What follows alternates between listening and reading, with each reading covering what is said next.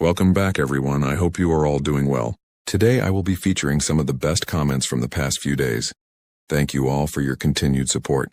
Before we get started, please take a moment to like the video and leave a comment sharing your thoughts. I truly value your feedback. If you are new here, make sure to subscribe so you do not miss any upcoming content. Thank you for watching, and now let us get started. My name is Cale Winters. I've been the ranger for Cuesta National Forest in West Virginia for 11 months now, and I came here to disappear. Before this, I was a social worker in Pittsburgh. 14 years of filing reports, home visits, the kind of work that wears grooves into your soul until you can't recognize your own face in the mirror anymore. The breaking point came when I failed to prevent something I'd seen coming from 1,000 miles away. A child I'd flagged 6 times, but the system moved like molasses, and systems don't care about individuals. When it happened, I took 3 months off. Then I applied for a position that required minimum interaction with humanity. The interview lasted 40 minutes. The supervisor, a man named Garrett, asked me 3 real questions and seemed relieved by my lack of enthusiasm for the job. At 38, I was old enough to be taken seriously but young enough not to raise retirement questions. I had no family in the region, no attachments, exactly what they needed. My cabin sits 3 miles up a logging road that's barely maintained. The service was built in 1987, and nobody's renovated it since. 2 bedrooms, wood stove, a propane fridge that sounds like it's dying. The lake is about a 1/4 mile through the trees. Lost Ridge Lake, though locals call it Dead Water Lake. I've never asked why. The Appalachian Mountains around here aren't the scenic postcard version you see in tourism brochures. This region is dense, old, layered with ravines and hollows that don't appear on maps. The trees are thick enough that you can lose daylight by noon. Rhododendrons grow so dense in some areas that hiking through them is like pushing through a maze. And the quiet. There's a specific quality to the quiet here. It's not peaceful, it's patient. Garrett warned me during my first week about the regulations. Bears, mainly? Black bears that had learned to associate the cabin with food. There had been 3 break-ins over the previous 3 years. The last ranger, a man named Reeves, had transferred to a busier park because he said he felt watched. Garrett said this like it was a funny quirk, the way you'd mention someone's superstition. Some people just aren't cut out for the solitude, he told me while he showed me the equipment storage. You'll need to keep everything sealed, everything. Bears up here are smart, they remember. I asked what happened to Reeves. Got a job in Shenandoah? Better pay, more company? Not everyone likes the quiet, but I liked the quiet. I'd been drowning in noise and expectations and the weight of other people's trauma for so long that silence felt like oxygen. I took the job to find that silence, to remember what it felt like to be alone without it feeling like punishment. The first 3 months were uneventful.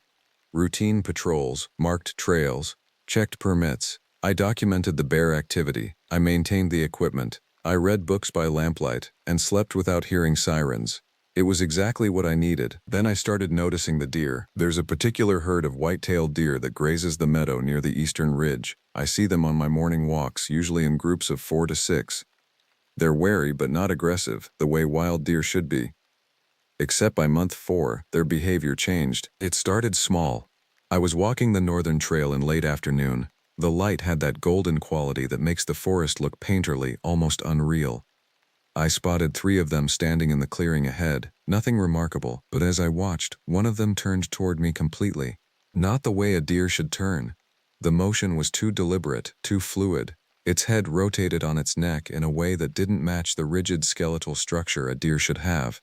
The others didn't move. They just stood there while their companion observed me with an intensity that felt personal. I stood still for probably a minute. Then I backed away slowly. When I looked back, all 3 were still watching.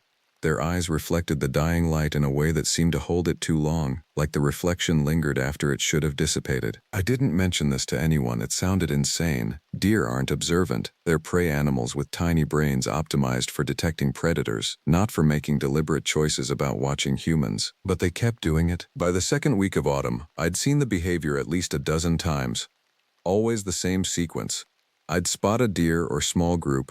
I'd slow down. One would turn, just one, and stare at me with an attention that felt investigative, like I was a problem it was trying to solve. The turned head would be angled at that wrong angle, the neck making movements it shouldn't be capable of making. I started keeping notes. This was the social worker in me, the part that documented patterns. Date, time, location, behavior observed. Objective language. Clinical distance, October 17, Eastern Ridge Meadow, approximately 1700 hours. Female whitetail present with 2 juveniles. Juvenile L1 rotated head toward observer at approximately 120-degree angle. Movement appeared deliberate rather than reactive. Maintained observation for 47 seconds. Behavior, still, attentive, focused. No signs of distress in maternal figure. Juvenile 2 did not participate in observation. October 23, North Trail Marker 4, approximately 1430 hours. Single buck, medium size, apparent age 3-4 years. Same observation behavior. Head rotation appeared to exceed normal range of motion. Eye contact maintained despite observer movement backward. Time elapsed 62 seconds. I wasn't imagining it. The pattern was too consistent. It was during a supply run to town, the small town of Holden, population 847, that I casually mentioned it to Marcus, the guy who runs the general store. We were talking about the usual things: weather, bear warnings, trail conditions. I asked him if he'd ever heard about deer behaving strangely. Marcus went quiet. He was organizing a shelf of batteries, and his hands stopped moving. "What kind of strange?" he asked without turning around. "Just attentive. Watching things more than they should." He was quiet for a long time. Then he turned and looked at me directly in that way that means someone's deciding whether to tell you something. "There's a reason people don't usually stay long up in the hollows," he said finally. "That place you're working, that's edge territory. Between the mapped park and the places people don't go. The deer and the elk up there, they're not always just wildlife. Some folks call them the watchers. Say they're not acting as prey anymore but as something else. Something observing." "That's folklore," I said. But I kept my notebook hidden in my jacket pocket. "Maybe," Marcus said. "Or maybe it's what happens when something else is using them as eyes, when something's trying to understand what moves through its territory." I didn't stay for more conversation. I gathered my supplies, canned food, lamp oil, batteries, and headed back to the cabin. The drive up the mountain felt different. The trees pressed closer than I remembered. The road seemed narrower. That night, I didn't light the lamps. I sat in darkness and listened to the forest sounds. Owls, wind, the occasional crack of branches, and underneath it, something else. Not quite a sound, more like the forest holding its breath, waiting. I'd come to the Appalachians looking for silence, but I was beginning to understand that what I'd found wasn't silence. It was the sound of something very old, very patient, and very interested in the fact that a human had moved into its territory, and it was trying to figure out what I was. By November, I'd stopped keeping notes. The documentation felt futile, a leftover habit from a life that couldn't account for what was happening. The deer changed first, the elk followed. The raccoons that I'd occasionally seen near the cabin started appearing at the edges of the property, standing motionless for hours. A family of foxes, and I assumed they were a family, they moved together, would gather in the meadow just beyond the tree line and turn toward the cabin in perfect synchronization whenever I opened the door. I was eating less. Sleep was becoming fragmented. I'd lie in the cabin at night and listen to the sounds immediately outside. The padding of claws on the porch, the softer sound of bodies moving through the leaf litter. But nothing was aggressive. It was investigative, the way you might circle something to understand it. The lake bothered me most. Lost Ridge Lake isn't large, maybe a quarter-mile across at its widest point. It's the kind of lake that collects runoff from the surrounding hollows, and the water is darkish brown from tannins. Deer and elk drink from it. I'd need to check the water quality monthly as part of my regular maintenance rounds. That was routine, except the water had changed. I noticed it first in early November during a supply check. The lake's color had deepened. Where it should have been brown, it was now nearly black. Not from depth or algae, it was the water itself. The surface had an oily quality when the light hit it right, though chemical tests showed normal pH and composition, but something was wrong with it in a way that couldn't be measured. The animals wouldn't drink from it anymore. I watched a doe approach the shore one afternoon, lower her head to drink, and then back away. She made several attempts, each time pulling back, then stepping into the water up to her legs. She stood like that for 15 minutes before turning and disappearing into the trees. I never saw her again. The elk behaved the same way. Approached, refused, waited and hesitantly. But they didn't drink. On the 14th of November, I was standing at the cabin's edge looking down toward the lake through the trees when I heard the sound. It was unlike anything I'd heard in the forest before. High-pitched, almost melodic, but with an undertone that made my stomach turn. It came from the water. from the water itself. The sound lasted perhaps 3 seconds, long enough to make the hair on my arms stand up, long enough to make me understand that something in the forest had learned to make human-adjacent sounds and it was testing them out. I went inside and locked the door. This was becoming the habit, locking the cabin when I'd initially dismissed the need for locks. The wildlife in Appalachia isn't known for breaking into buildings, but I was beginning to understand that what was gathering around me wasn't typical wildlife. That night I heard something on the roof. Not the scramble of raccoons or the padding of a large animal. Something that moved deliberately, methodically across the wooden shakes. It sounded like it was searching for something. A weak point, maybe. An opening. I sat in the dark and listened to it move from one end of the cabin to the other, and I realized that I was afraid in a way I hadn't been in years. The next morning, I drove down the mountain. Garrett was surprised to see me. "Problem with the cabin?" he asked. "I need to understand the history of this place," I said. "Not official history, local history, why the previous ranger left, why people avoid that area." Garrett set down his coffee cup slowly. "You're the third ranger I've assigned to that cabin in 7 years. 2 of them lasted less than 6 months. The first one, not Reeves, the one before, he left in the middle of the night, didn't even finish his shift. We found the cabin empty, his truck gone, all his belongings still here. We never heard from him again." "Why didn't you mention this during my interview?" "Because I needed someone to take the job. Because the official report says he had family issues and decided to relocate. Because if I told every prospective ranger that the last 2 found the posting unsuitable, I'd get no candidates at all." "What did Reeves say?" "He said he felt like he was being observed, that the animals were coordinating their movements. He said," Garrett paused, "he said it felt like something was learning from him, learning how humans moved, how we functioned. He said it scared him more than danger would have." That's not official, by the way. That's me talking to you as someone who believes he wasn't stable. I didn't argue, but I remembered the sound from the lake, that almost human vocalization that sounded like an experiment. "I can reassign you," Garrett said. "No judgment. This forest isn't for everyone." I should have accepted. Everything in me that still had survival instinct was screaming to take the transfer. But the social worker part, the part that had spent 14 years helping people who were trapped, who had no better options, made me stubborn. "I'll stay," I told him. "I need to understand what's happening first." That evening, after leaving Garrett's office, I drove to the public library in Holden. The librarian, an older woman named Iris, knew I was the forest ranger when I asked about historical records of the park. "You come up at a strange time," she said, pulling boxes of archived newspapers from the back. "Every few years, something drives people out of those woods. Hikers go missing, animals behave strangely, wildlife authorities get called in, find nothing. Then it settles down and people forget. But it never stops completely." "How long has this been happening?" "As long as records exist. We have newspaper accounts going back to 1952 of unexplained animal behavior in the Cuesta region. Before that, it was oral history. The indigenous people who lived here called it the hunger. They said something had been in these mountains since before human memory, and it was always learning, always curious about the things that moved through its territory." I spent 3 hours going through archives. The pattern Iris described was real, clusters of incidents separated by years of relative quiet. Hikers disappearing in the Cuesta region at nearly twice the rate of other Appalachian parks. Wildlife acting strangely. Then a period of normalcy. Then it's starting again. The oldest recorded incident was from 1923.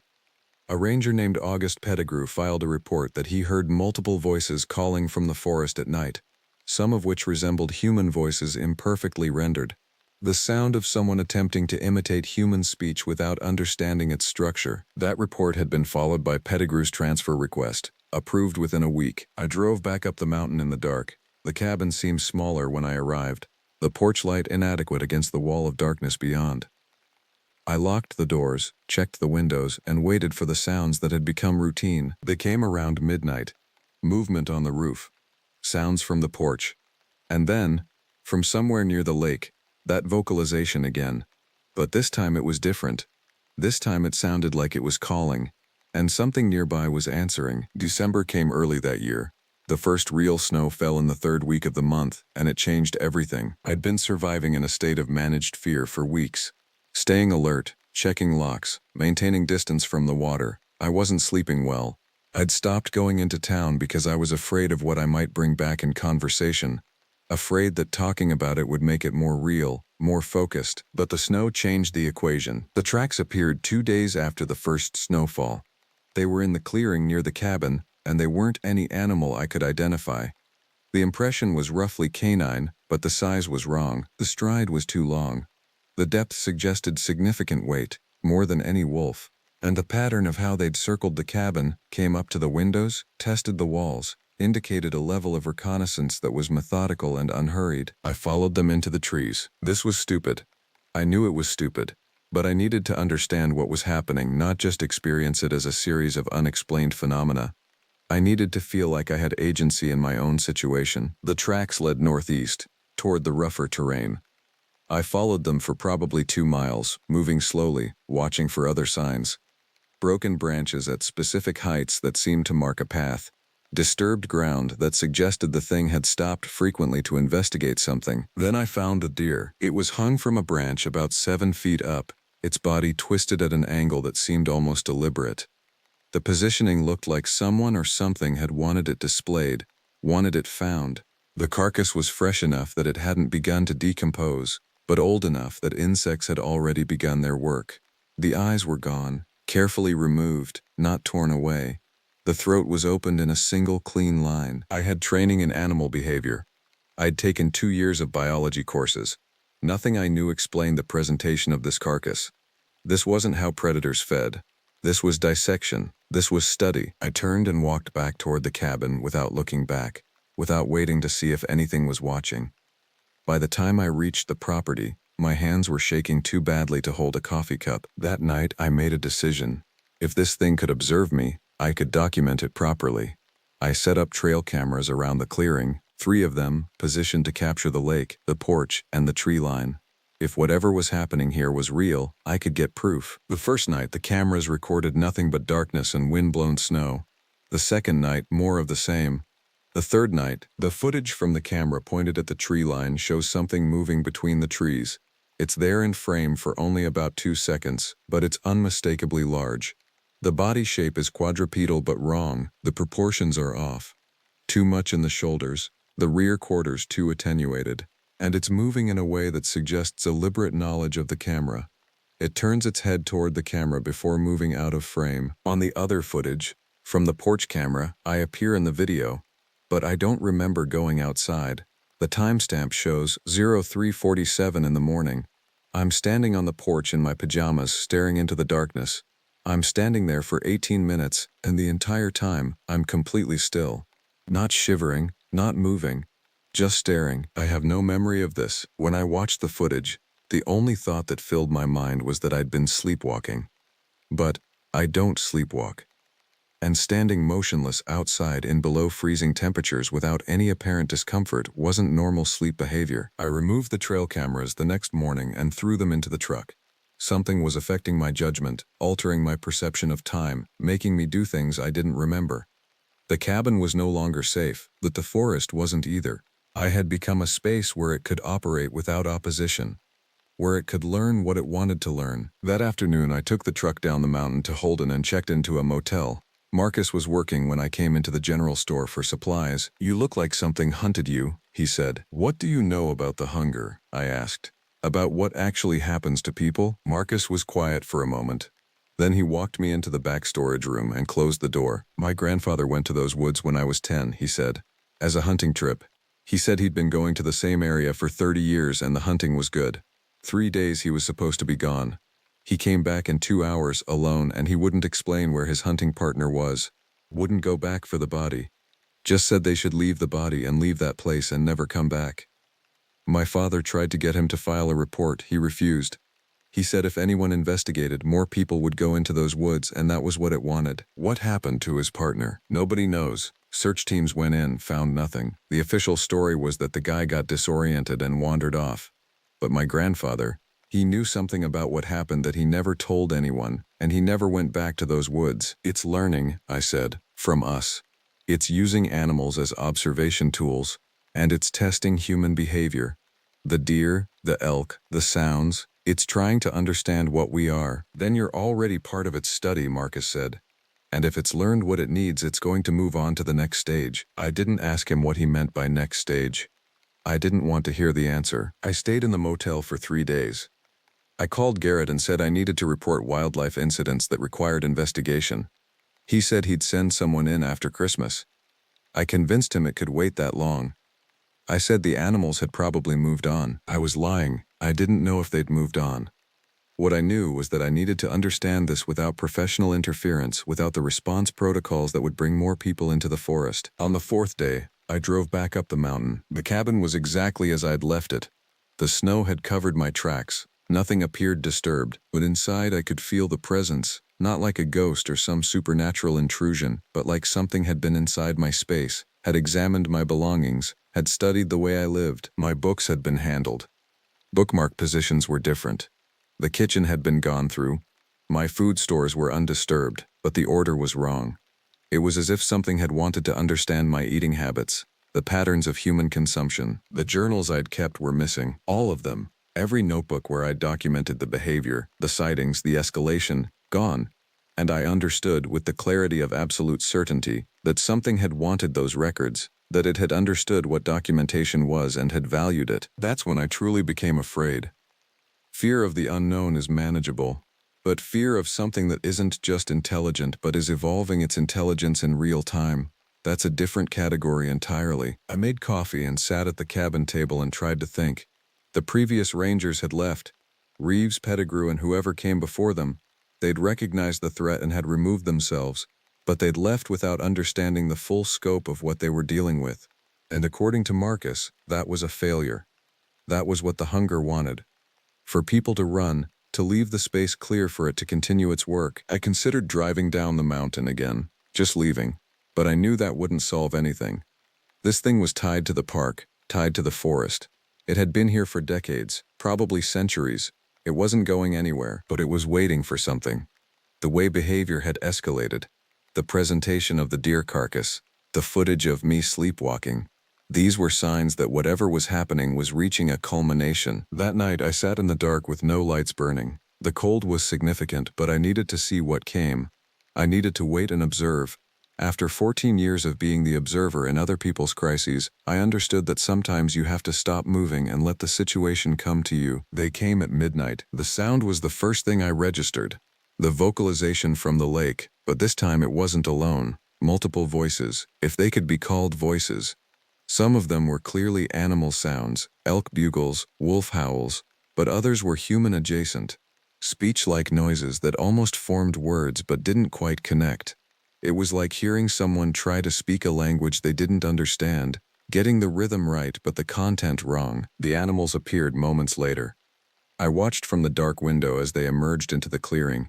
The deer I'd been seeing for months, the elk, the foxes, and other things, shapes that I recognized as roughly mammalian but that moved wrong, too coordinated, too purposeful. They arranged themselves around the cabin in a circle, not aggressively, observationally, and I realized what was happening.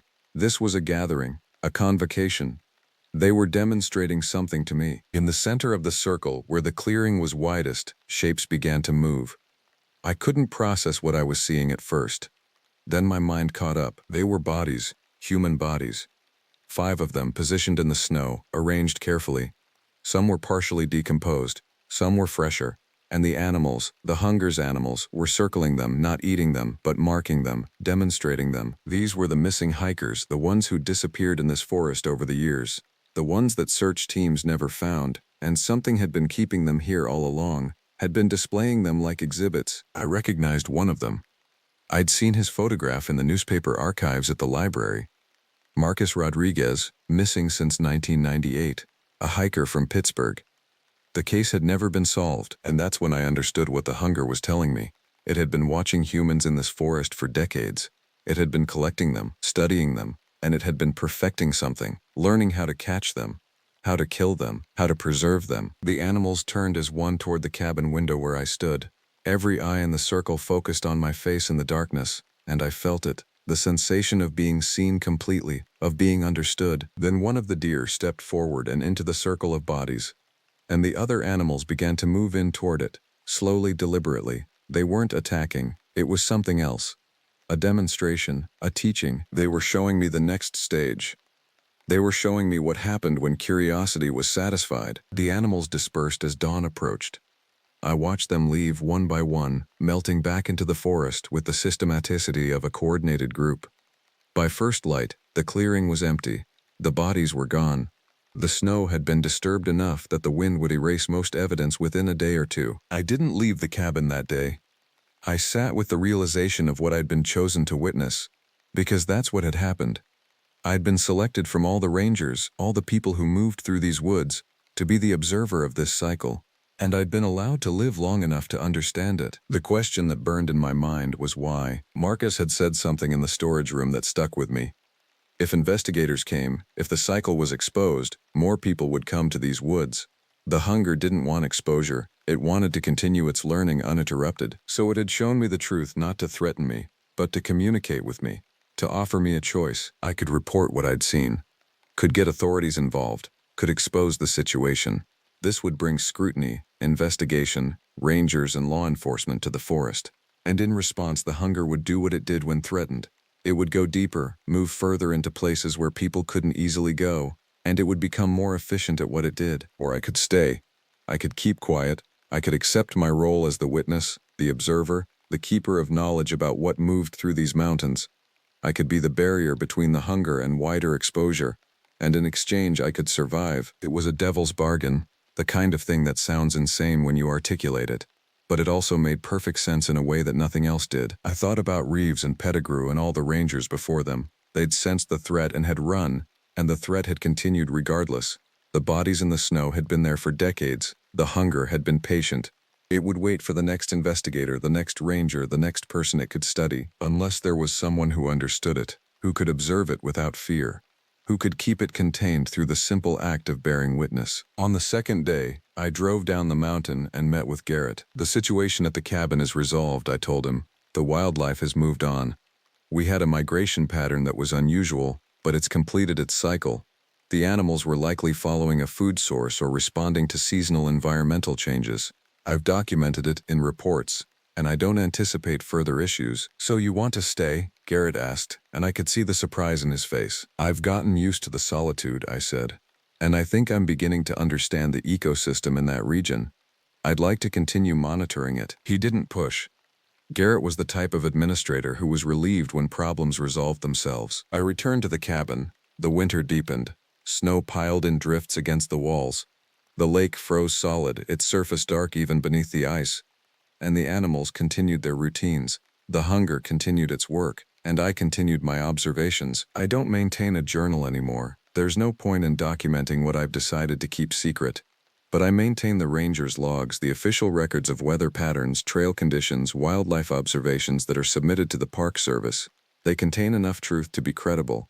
The rest exists only in my memory. Sometimes, in the deep dark of winter nights, I hear the vocalizations from the lake. They're not random anymore. They're more complex. The hunger has been practicing perfecting the human sounds it tries to make, and I wonder what it will do with that skill when it's learned enough. I also wonder if I was the first observer they chose, or if I'm just the first one who didn't run. If there are rangers out there, living quiet lives in other remote parks, doing other jobs, who made the same choice I did, who accepted the bargain, who've become keepers of the knowledge that certain places belong to older things, and humans can only occupy them if we understand the real cost. Sometimes hikers still come through the forest. Families, solo adventurers, people searching for that authentic wilderness experience. Most of them follow the marked trails. Most of them don't venture into the deep hollows, but some do. And when they do, I track their movements. I mark their locations. I watch with the same methodical attention that the hunger uses, because someone has to bear witness. Someone has to know what's happening in these woods. And if I don't document it, who will? The deer population in my region is stable. So is the elk, the fox, the bear. The water quality in Lost Ridge Lake remains within acceptable parameters, though the color hasn't changed. I've learned to live with the sounds. I've learned to accept the presence of observers in the trees. And I've learned that sometimes disappearing isn't about location.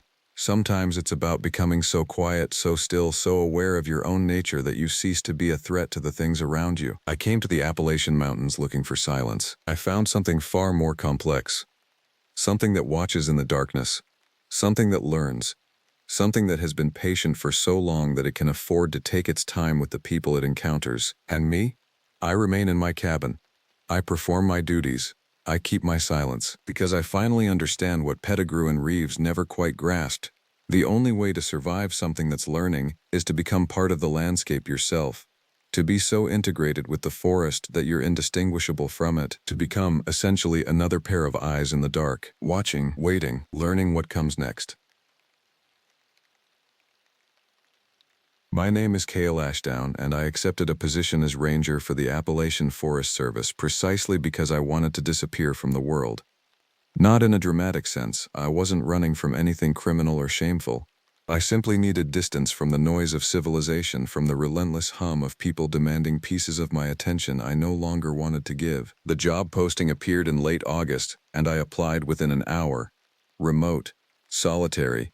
A cabin overlooking Raven Lake in the southern ridge of the Appalachian Mountains, 67 miles from the nearest town. They needed someone immediately, someone comfortable with isolation, someone who didn't need much. I was all three things. The interview was conducted over an ancient landline at the ranger station in Mill Creek. The supervisor, a woman named Patricia Henrys, asked me 3 questions. Why wilderness? I work well alone, I said. Our last ranger left after 8 months. Said something was wrong with the forest. Does that concern you? I hesitated. Most people would have asked for clarification. No, I said. When can you start? Tomorrow. She hired me because I didn't ask questions. That much was obvious in her silence before she laughed. A small relieved sound, like she'd expected me to refuse. The cabin materialized through the November fog like something emerging from water. It was smaller than the photograph suggested, constructed of weathered spruce logs, the roof steel and rust-colored. Smoke was still rising from the chimney. Patricia had sent someone to keep the fire going during my drive-in, though she'd warned me it would take 8 hours minimum from the highway.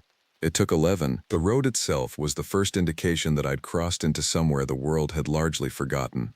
Asphalt gave way to gravel, gravel to dirt, dirt to something barely distinguishable from the forest floor itself. Trees closed in from both sides, not in the way trees do in normal woods, but densely, aggressively, their lower branches intertwining across the path. I had to stop 4 times to pull dead timber clear of the road. The lake came into view first, or what I could see of it through the winter bare birches. Gray water, restless, its surface disturbed by wind that didn't seem to reach the cabin. The air was still as stone when I stepped out of my truck. The outgoing ranger, a man named Richmond, was waiting on the porch. He was younger than I expected, maybe 40, but his face held the kind of exhaustion that comes from not sleeping properly for months. His eyes were particularly striking, pale blue, with the whites showing too much around the iris. You're the new one, he said, not a question. Cale, Richmond. I'll do a walkthrough. You'll want to know where everything is. He moved toward the door with no enthusiasm. The interior was organized with the precision of someone performing a ritual. The main room contained a stone fireplace, a table with benches and shelves of supplies arranged by category: canned foods, first aid, water purification tablets, batteries, oil for the lamps. A shotgun hung above the fireplace, and beside it, a revolver in a worn holster. Why the guns? I asked. Bears, sometimes wolves. Richmond didn't look at me. And sometimes other things. He showed me the bedroom, narrow, with a bed that had been recently made with fresh linens. The kitchen was separated from the main room by a partial wall, equipped with a wood-burning stove and a hand pump connected to a cistern outside. The bathroom was an outhouse 20 yards from the back of the cabin, and there was a root cellar built into the hillside behind it. The radio works if the weather cooperates. He pointed to a battered CB unit on the shelf. Range is about 40 miles, but most nights in winter there's too much atmospheric interference. You'll be isolated, completely. I understand. Do you? He finally looked at me. Because I don't think anyone understands until they're actually here. Not until they've spent a full dark season in this place. What happened to the ranger before you? Richmond moved to the window facing the lake. He wrote in the log that something was moving in the deeper woods, large, unidentified. He requested transfer, and when they denied it, he left anyway.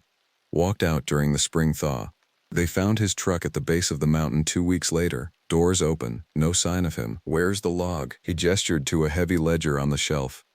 Every ranger who's worked here keeps notes, observations, weather, maintenance, sometimes other things. He paused.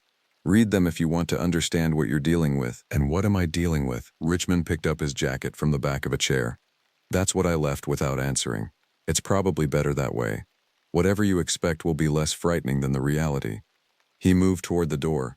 My truck's outside. It's a 4-hour drive in good conditions. I suggest you get settled, read the logs, and decide whether you're staying. And if I decide to leave, then call the station on the radio. They'll send someone. He was gone within 20 minutes. I watched his truck disappear into the trees, the engine sound fading gradually until the forest was silent again. The ledger was bound in leather that had once been dark, now worn nearly silver in places.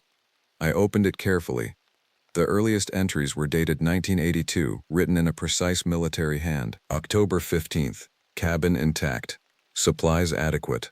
Lake provides fresh fish. Deer and elk abundant.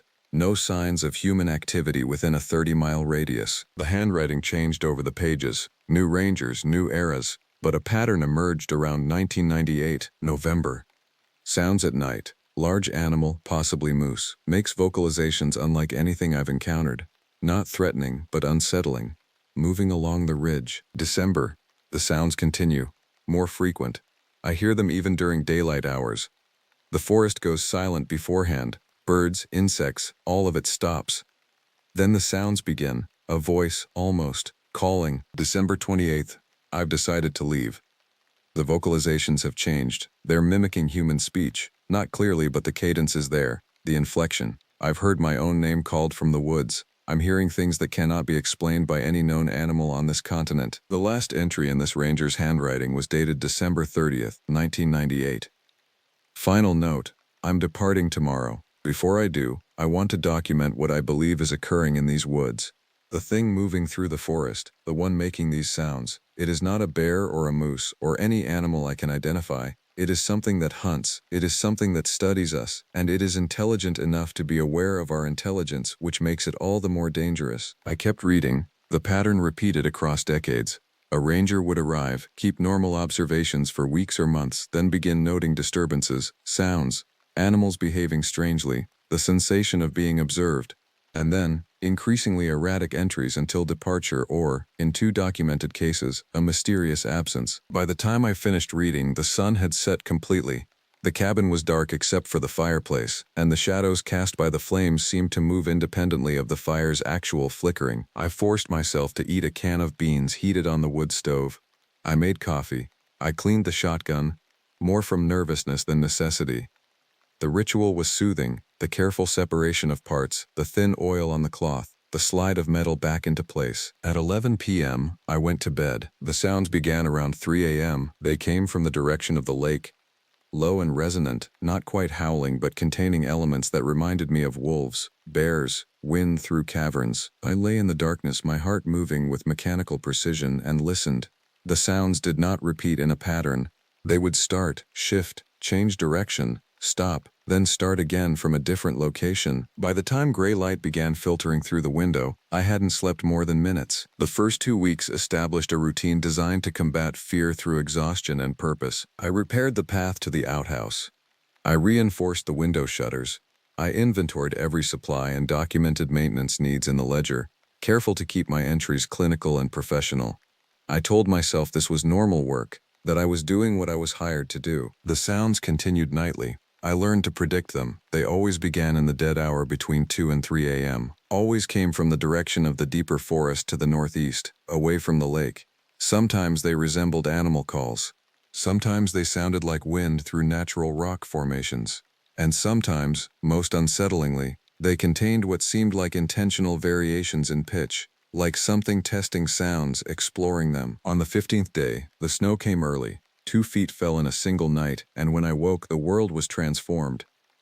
The cabin felt even more isolated, perched above a landscape of white and dark trees. I spent the morning clearing the path to the cistern and outhouse, working mechanically, trying not to think about how the snow would preserve any tracks. By midday, I had to stop thinking about it. Beside the outhouse, there were footprints. They were large, 12 or 13 inches long, but the oddity wasn't their size. The oddity was their arrangement. The gait was wrong, the spacing was wrong. The prints showed a creature moving on 2 legs, but the distance covered with each stride was too long for a human, too long for a bear, The angle of the prints suggested joints that bent backward, or nearly so, creating an almost insectoid quality to the track pattern, and they were fresh. The snow that had fallen at 6 a.m. was undisturbed on the surrounding landscape, but these prints had pushed through it to the darker earth beneath. I followed them. I don't remember consciously deciding to follow them. I simply found myself doing so, moving from the outhouse toward the tree line, eyes fixed on the pattern in the snow. The prints led toward the northeast, toward the direction the sounds came from. Every few feet I would stop, forcing myself to assess the situation, to consider the wisdom of what I was doing. The prints disappeared where the forest began, where the underbrush was too dense for even the snow to settle completely. I stood at the boundary between open ground and woods, studying where the last print had disturbed the snow. The print itself was partially obscured by dead pine needles and low branches, but the shape was still visible. Elongated, the claw marks, for they were definitely claw marks, splayed at angles no normal animal would need. A sound came from the forest. Not the nighttime vocalizations. This was different. Quieter, almost conversational. A clicking, followed by something like a whistle, high-pitched and cutting through the cold air. I backed away slowly. I forced myself not to run, though every muscle in my body wanted to. When I reached the cabin, I locked the door and examined it. Actually examined it for the first time. The lock was a standard interior bolt, the kind designed to keep a bedroom secure, not to keep something from entering through the door. The shotgun came down from above the fireplace. I spent that night in the main room, the shotgun across my lap, every lamp lit despite the waste of oil. I read the ledger entries again, studying the chronology of each ranger's descent from curiosity to fear. Around 3 a.m., the sounds began, but they were different. They came from multiple directions simultaneously, surrounding the cabin. There was something coordinated about it, something that suggested intention. The vocalizations seemed to echo off the cabin walls, creating an acoustic effect that made it impossible to determine if the sounds were near or distant, close to the walls or several hundred yards away. One of the sounds was distinctly mimetic. It was a human voice, male, saying something I almost understood. I heard inflection, pronunciation, the clear attempt at English or something resembling it.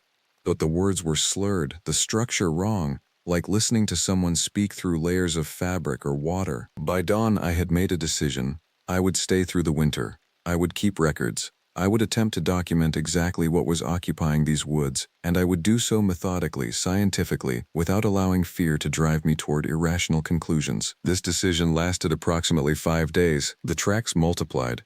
They appeared in different locations around the cabin, beside the windows, near the storage shed, at the edges of the cleared area. The prints varied slightly in size, which suggested multiple creatures, or one creature moving in different ways. The backward bending gait was present in nearly all of them, and they were learning about the cabin. The first indication was the attempt at the window. I found scratches on the shutter, gouges in the wood that corresponded roughly to the claw marks in the snow. The damage was too precise to be accidental. Something had methodically attempted to widen the gap between shutter and frame. The second indication was more disturbing. The outhouse, the structure I'd never given much thought to, was destroyed. The wooden slats had been systematically removed, the hole enlarged, the structure itself partially collapsed. Standing in the ruins of it, I understood what had happened. Something had been watching me use the outhouse. Something had understood its function. And something had attempted to modify it, perhaps to trap me inside it, perhaps simply to demonstrate its capacity to destroy my means of basic sanitation. I began using a chamber pot instead, emptying it in the daylight hours into the lake, which was perhaps foolish. But the alternative, exposing myself outside the cabin at night, was unthinkable. The food supplies became a new concern. The cans were safe, but the preserved vegetables in the root cellar were not. I found claw marks on the wooden shelves where something had attempted to access them. The door to the root cellar, which opened from inside the cabin, was reinforced with additional bolts, but the original entrance, accessible from outside, showed clear signs of damage. The wooden covering was scored deep, and one corner had been completely torn away. On the 4th of December, I made the entry in the ledger that Richmond had probably anticipated when he left. Something is surrounding the cabin. Multiple creatures or one entity capable of extreme coordination. Behavior is not predatory in the classical sense. Nothing has attempted to force entry through the main barriers. Instead, the activity is exploratory and intentional. Whatever is moving through these woods is intelligent. It understands the cabin as a structure. It understands its purpose, and it is attempting to understand me. That night I heard the mimetic vocalizations again, but they were clearer, more distinct. The voice that had been slurred and underwater was becoming more refined, as if something was practicing, learning the exact phonetics of human speech. I heard it attempt my name. Not successful, not perfectly rendered, but recognizable. The creature was trying to call me by my name. I did not respond. By the second week of December, the lake had begun to freeze.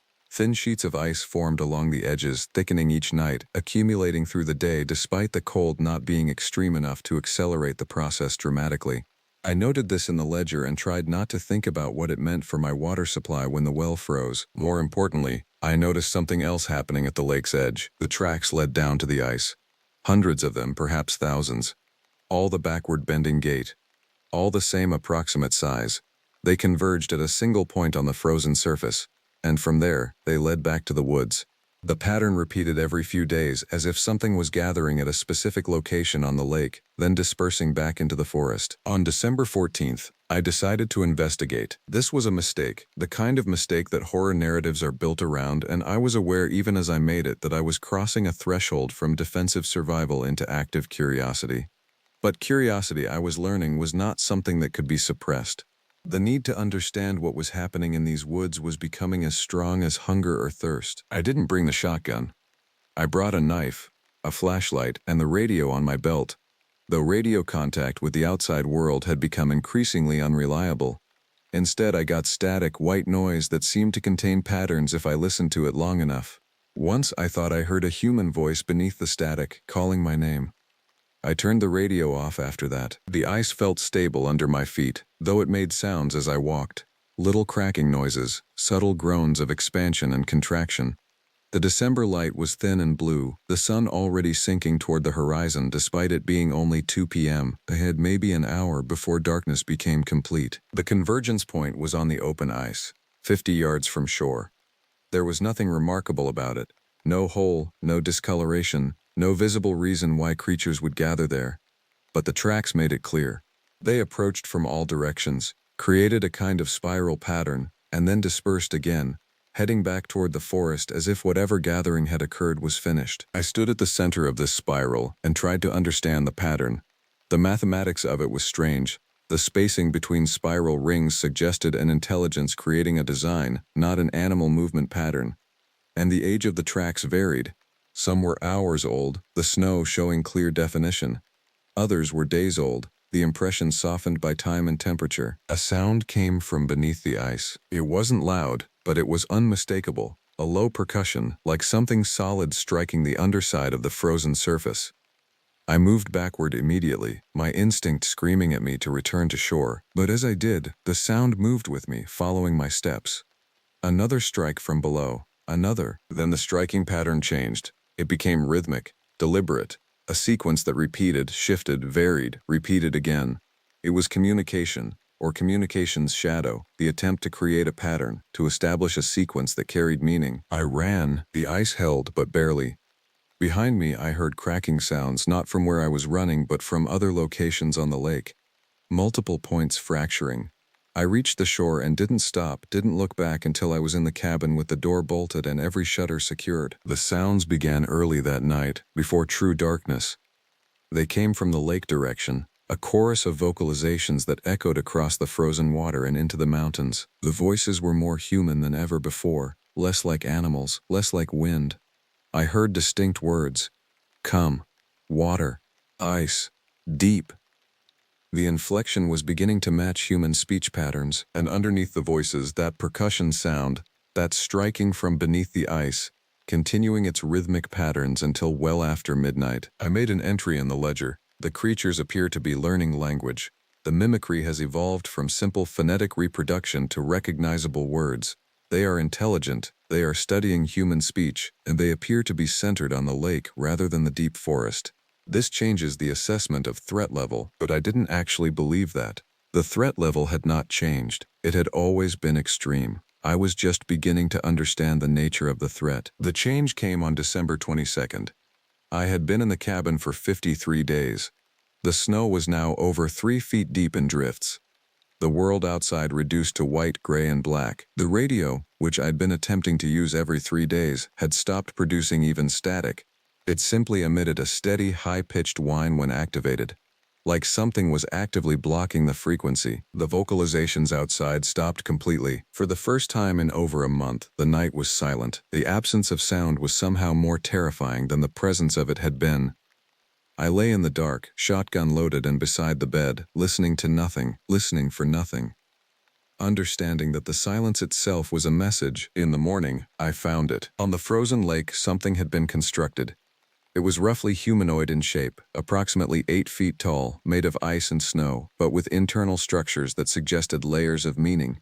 The form was crude but intentional, shaped with something approaching artistry, and in the place where the face would be there was a dark opening, a hollow cavity that went deep into the structure. I was looking at a monument, or a threat, or both. I was looking at something that was attempting to communicate through sculpture what it could not yet communicate through language. The realization that came with the frozen monument was this. The creatures, or the entity, was not interested in killing me. It was interested in something else entirely. They were studying me, yes, but with a purpose that suggested long-term observation rather than immediate threat. This was somehow worse than the alternative. December dissolved into January. The snow reached 5 feet in places, and the world outside the cabin became a landscape of white and dark trees, the lake a flat expanse of white that showed no variation except where wind had carved patterns into the surface. The radio remained unusable. My entries in the ledger became increasingly sporadic, as if even documentation had become an act of pointless ritual. On January 8th, I discovered that the creatures were inside the cabin. I didn't know how long they had been there. The entrance they had used was the root cellar. They had finally managed to dismantle the wooden door entirely, and something large had squeezed through the opening and into the underground space. I found evidence of their presence in the dark. Disturbed supplies, claw marks on the wooden shelving, and something else, a gift of sorts. On top of one of the shelves there was a deer, or what remained of one. It had been dead for at least a week, partially consumed, but the leftover portions had been arranged carefully. The head was positioned facing toward the cabin interior. The legs were arranged parallel to each other.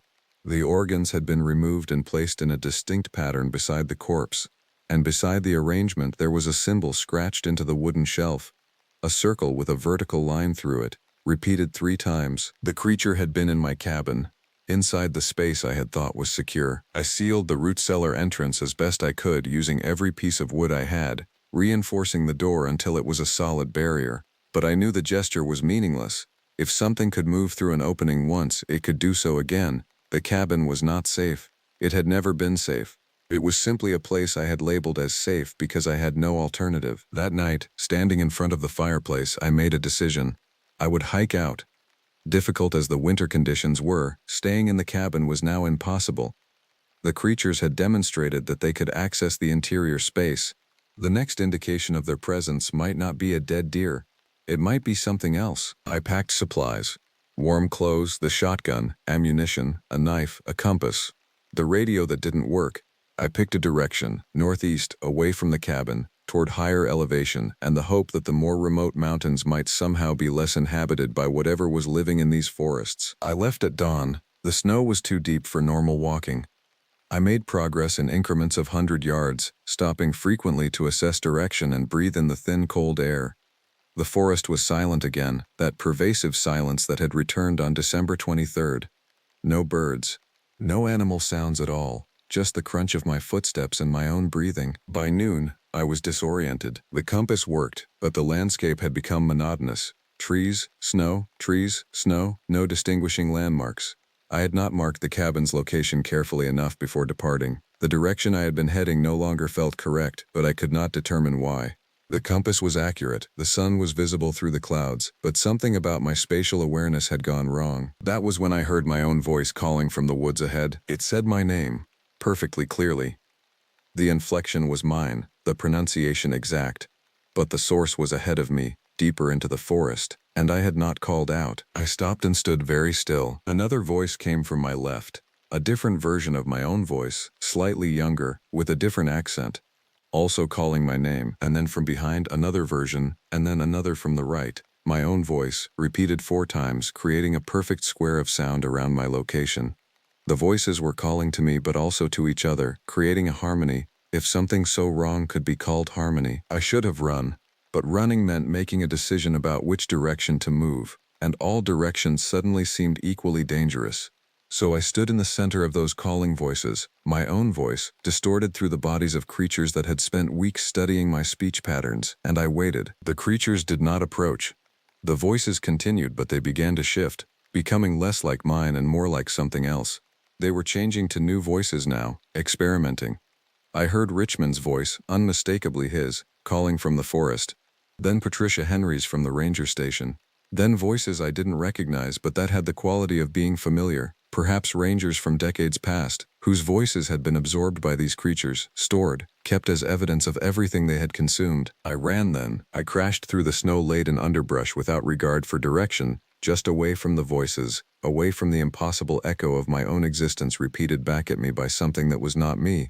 Behind me the voices continued, but they were farther away now, fading into the landscape. I don't remember how long I ran. The physics of it became mechanical, moving forward because moving forward was the only option that made sense. Eventually I collapsed against a rock face, the snow piled high around it, and I waited to see if the voices would find me again. They did not. The forest remained silent. I found the cabin 17 hours later, approaching it from an unexpected direction and almost failing to recognize it. The route I had run had been circular or had seemed circular in my panic, though the compass suggested I had been moving in a logical direction. Geography in these mountains did not function according to standard principles. The radio, which I had left behind in my frantic packing, was operating when I returned. Someone was using it. I heard a man's voice on the other end, speaking to someone at the ranger station. The transmission was broken, but the message was clear enough. Found the cabin. No sign of the ranger. Radio has been active. Someone's been calling out on this frequency, playing back old ranger voices. We need to get in there. I turned the radio off. Outside, it was evening. The sun was setting with a red luminosity that suggested either impending weather or something else I didn't have a framework to understand. The tracks around the cabin were thicker than before, converging from all directions, creating a pattern I recognized from the lake, that spiraling approach, that ritualistic convergence on a single point. On the ice they had constructed another monument, larger than the first, nearly 15 feet tall, shaped almost like a human figure but with proportions that were subtly, impossibly wrong. The arms were too long, the torso was compressed, and where the face should be there was that same hollow cavity, dark and deep and waiting. I understood that I could not stay in the cabin, but I also understood that I could not leave. Something in the architecture of these mountains, something in the creature or creatures that inhabited them, had created a state of existence where I was perpetually caught between two impossibilities. The cabin was unsafe, but the forest was impossible to navigate. The radio did not connect to the outside world, it only relayed old voices, old rangers, the accumulated evidence of everyone who had come before, and I was becoming part of that collection. In the ledger, I made my final entry. I wrote it carefully, aware that it would be read by whoever came next, that it would join the pattern of warnings and observations that stretched back decades. January 14th. I have decided to stay. The creatures do not intend to kill me. They intend to study me, to absorb me, to add me to their archive of human speech and human understanding. The cabin is no longer a refuge. It is a collection point. The lake, with its monuments, is a communication space. And I, like the rangers before me, have become part of whatever process is occurring in these woods. To whoever reads this, there is no escape from the Appalachian Mountains that is also an escape from what lives here. The rangers before me understood this eventually. The creature understands it. And I understand it now. It is not malevolent. It is not hunting. It is simply existing, and we are simply part of its existence. We are voices to be studied, patterns to be understood, knowledge to be kept in the monuments on the ice. I will leave the door unlocked. Let it come inside. Let it take what it needs. I am already part of the archive anyway. This entry is not a warning for you. It is a surrender for me. Nash, K. Ashdown. I locked the ledger in the drawer and placed it where it would be found. Then I went to the window and looked out at the frozen lake, at the monuments rising from its surface, at the shapes moving through the snow-covered forest, drawing closer as the light failed. The radio came back on by itself, and I heard my own voice on the frequency, calling into the darkness, calling and calling and calling, while somewhere in those mountains something listened and learned. Outside, the wind began to sound like words. I took this job because I needed to disappear. 3 years ago, I was a liability adjuster in Atlanta, processing claims in a climate-controlled office with fluorescent lights that hummed like insects trapped in plastic. I made decent money. I had an apartment with windows that faced a parking garage. I had a life that felt like wearing someone else's shoes, expensive ones that never quite fit. Then I made a mistake, a big one. A client's file landed on my desk and I didn't process it the way I was supposed to. Not a clerical error, a deliberate choice. The woman whose claim it was had a daughter with leukemia. The insurance company was denying coverage based on a pre-existing condition clause that shouldn't have applied. I flagged it in the system as compliant when I knew it wasn't. They approved it. The daughter got her treatment. The company found out. They didn't prosecute. I think they were embarrassed, but they made sure I was unemployable in the industry. My mother said I was noble. My ex-girlfriend said I was stupid. I said nothing. I started applying to jobs that didn't require references, places where a man could be anonymous. The Cumberland National Forest Ranger Station needed someone who could work alone. The pay was $400 a week plus housing. I interviewed with Dakota, a man in his late 60s with the kind of weathered face that looked carved from the ridge itself. "Why here?" he asked. I told him the truth. "I don't want to matter to anyone." Dakota had smiled at that. Not kindly, not unkindly, like someone who understood that some men come to the forest to heal and some come to hide, and the distinction doesn't matter when you're 3 miles from the nearest road. "The cabin's about 14 miles north," he said. "You'll maintain the eastern patrol route, report any damage poachers lost hikers. Weather gets bad in November. In January, you'll be alone for weeks at a time."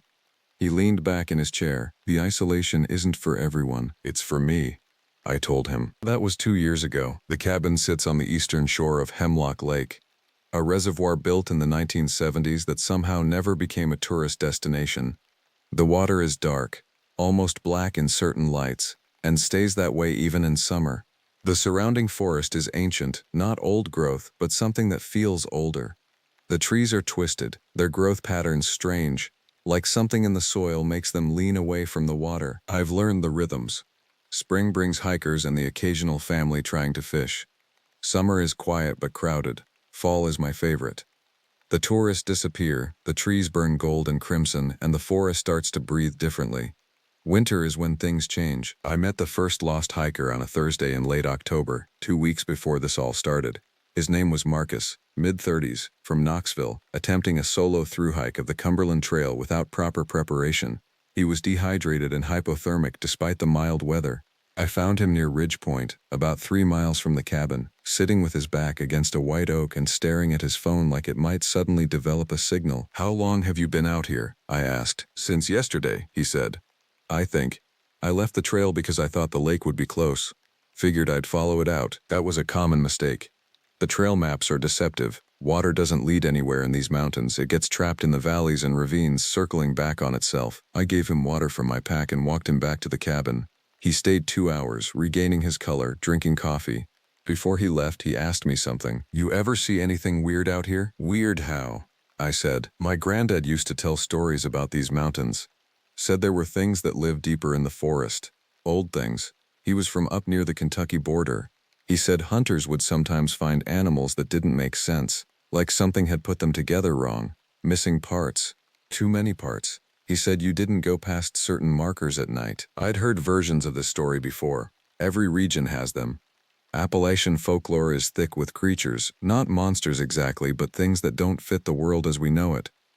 Skinwalkers, Mothmen, the old stories about the Wendigo, which technically belongs to northern Algonquian traditions but somehow migrated south in the local consciousness. "Your granddad probably just meant respect the mountains," I said. Marcus left an hour later.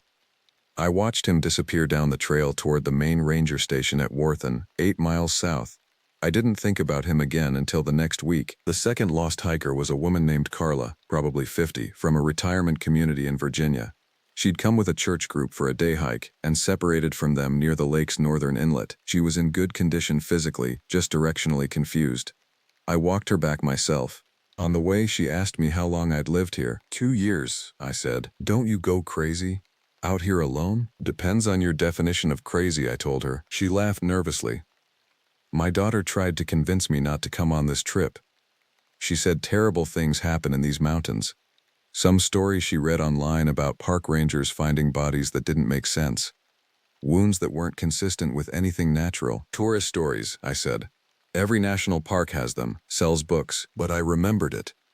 Remembered it very clearly when I went back to my cabin that night. The cabin itself is simple. 2 rooms, a wood stove, a propane generator, running water from a spring, a radio that connects to the ranger station, a freezer full of supplies. I've made it livable. There's a large window facing the lake, and in winter when the branches clear, you can see all the way to the opposite shore, about 2 miles across. That night I stood at that window for an hour, watching the water. The sun had gone down an hour earlier. The light was that strange pre-darkness when the sky is purple-gray and the first stars are appearing. The lake was perfectly still, no wind, no movement. Then I saw something move along the far shoreline. It was probably a deer. The mountains have plenty of deer. They're not afraid to move around at dusk. But this thing moved differently. Not the bound and stop pattern of a deer. It moved in a kind of shambling motion, like something dragging itself forward. It was far enough away that I couldn't make out details, just a shape darker than the surrounding trees. I watched it for 5 minutes. It moved along the shore, disappearing and reappearing through the tree line, until it vanished into the deep forest at the lake's northern edge. Just a bear, I told myself. Bears move that way sometimes, but bears don't usually move alone at dusk. And bears don't usually move with that particular kind of purpose. I made dinner and tried to read, but I found myself drawn back to the window. The moon was rising, a thin crescent that barely illuminated the landscape. The lake became a black mirror, reflecting the stars without moving. Around midnight, I heard the sound. It was distant, coming from the north, beyond the visible forest line. It was a sound I'd never heard before, and something in my reptile brain knew immediately that I didn't want to hear it again. It was too low to be a scream, too structured to be wind. It sounded almost like someone calling, but the vowels were wrong, the inflection was wrong. No human voice box could make that shape of sound. It lasted maybe 5 seconds. Then it stopped. Then silence returned to the mountains, and with it came a kind of pressure that didn't have anything to do with the air pressure. I sat in my cabin until dawn, not moving, not sleeping, just listening to the dark. I didn't tell anyone what I saw. I filed my routine report with Dakota the following Sunday when I went to the ranger station in town. The conversation was brief. No lost hikers this week, no damage to the cabin, supplies were adequate. He nodded at each item and handed me the supplies list for November. "How's the isolation treating you?" he asked, the same question he asked every month. "Fine," I said. He looked at me for a moment longer than he needed to, like he was reading something in my face.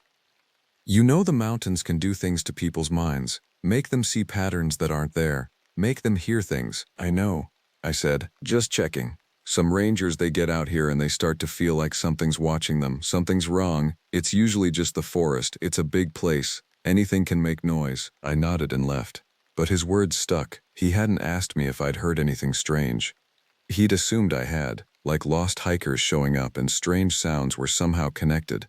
Like he was waiting for me to hear it. That week was unseasonably warm. The trees hadn't fully turned yet, and the leaves were still mostly green, though their edges were starting to brown. I increased my patrol radius, pushing further into the eastern sector than I usually did. I told myself it was because fall was the transition season, and I needed to check for storm damage and downed trees.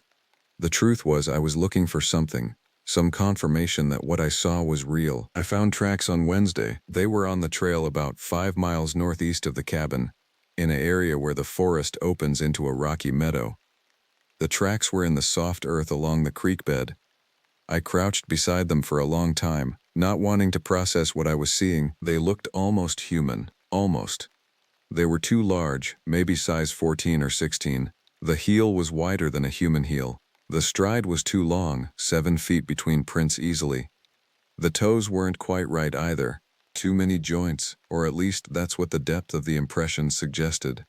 The nails had dug in deeper than toenails would, more like claws. Nothing I could put in a report.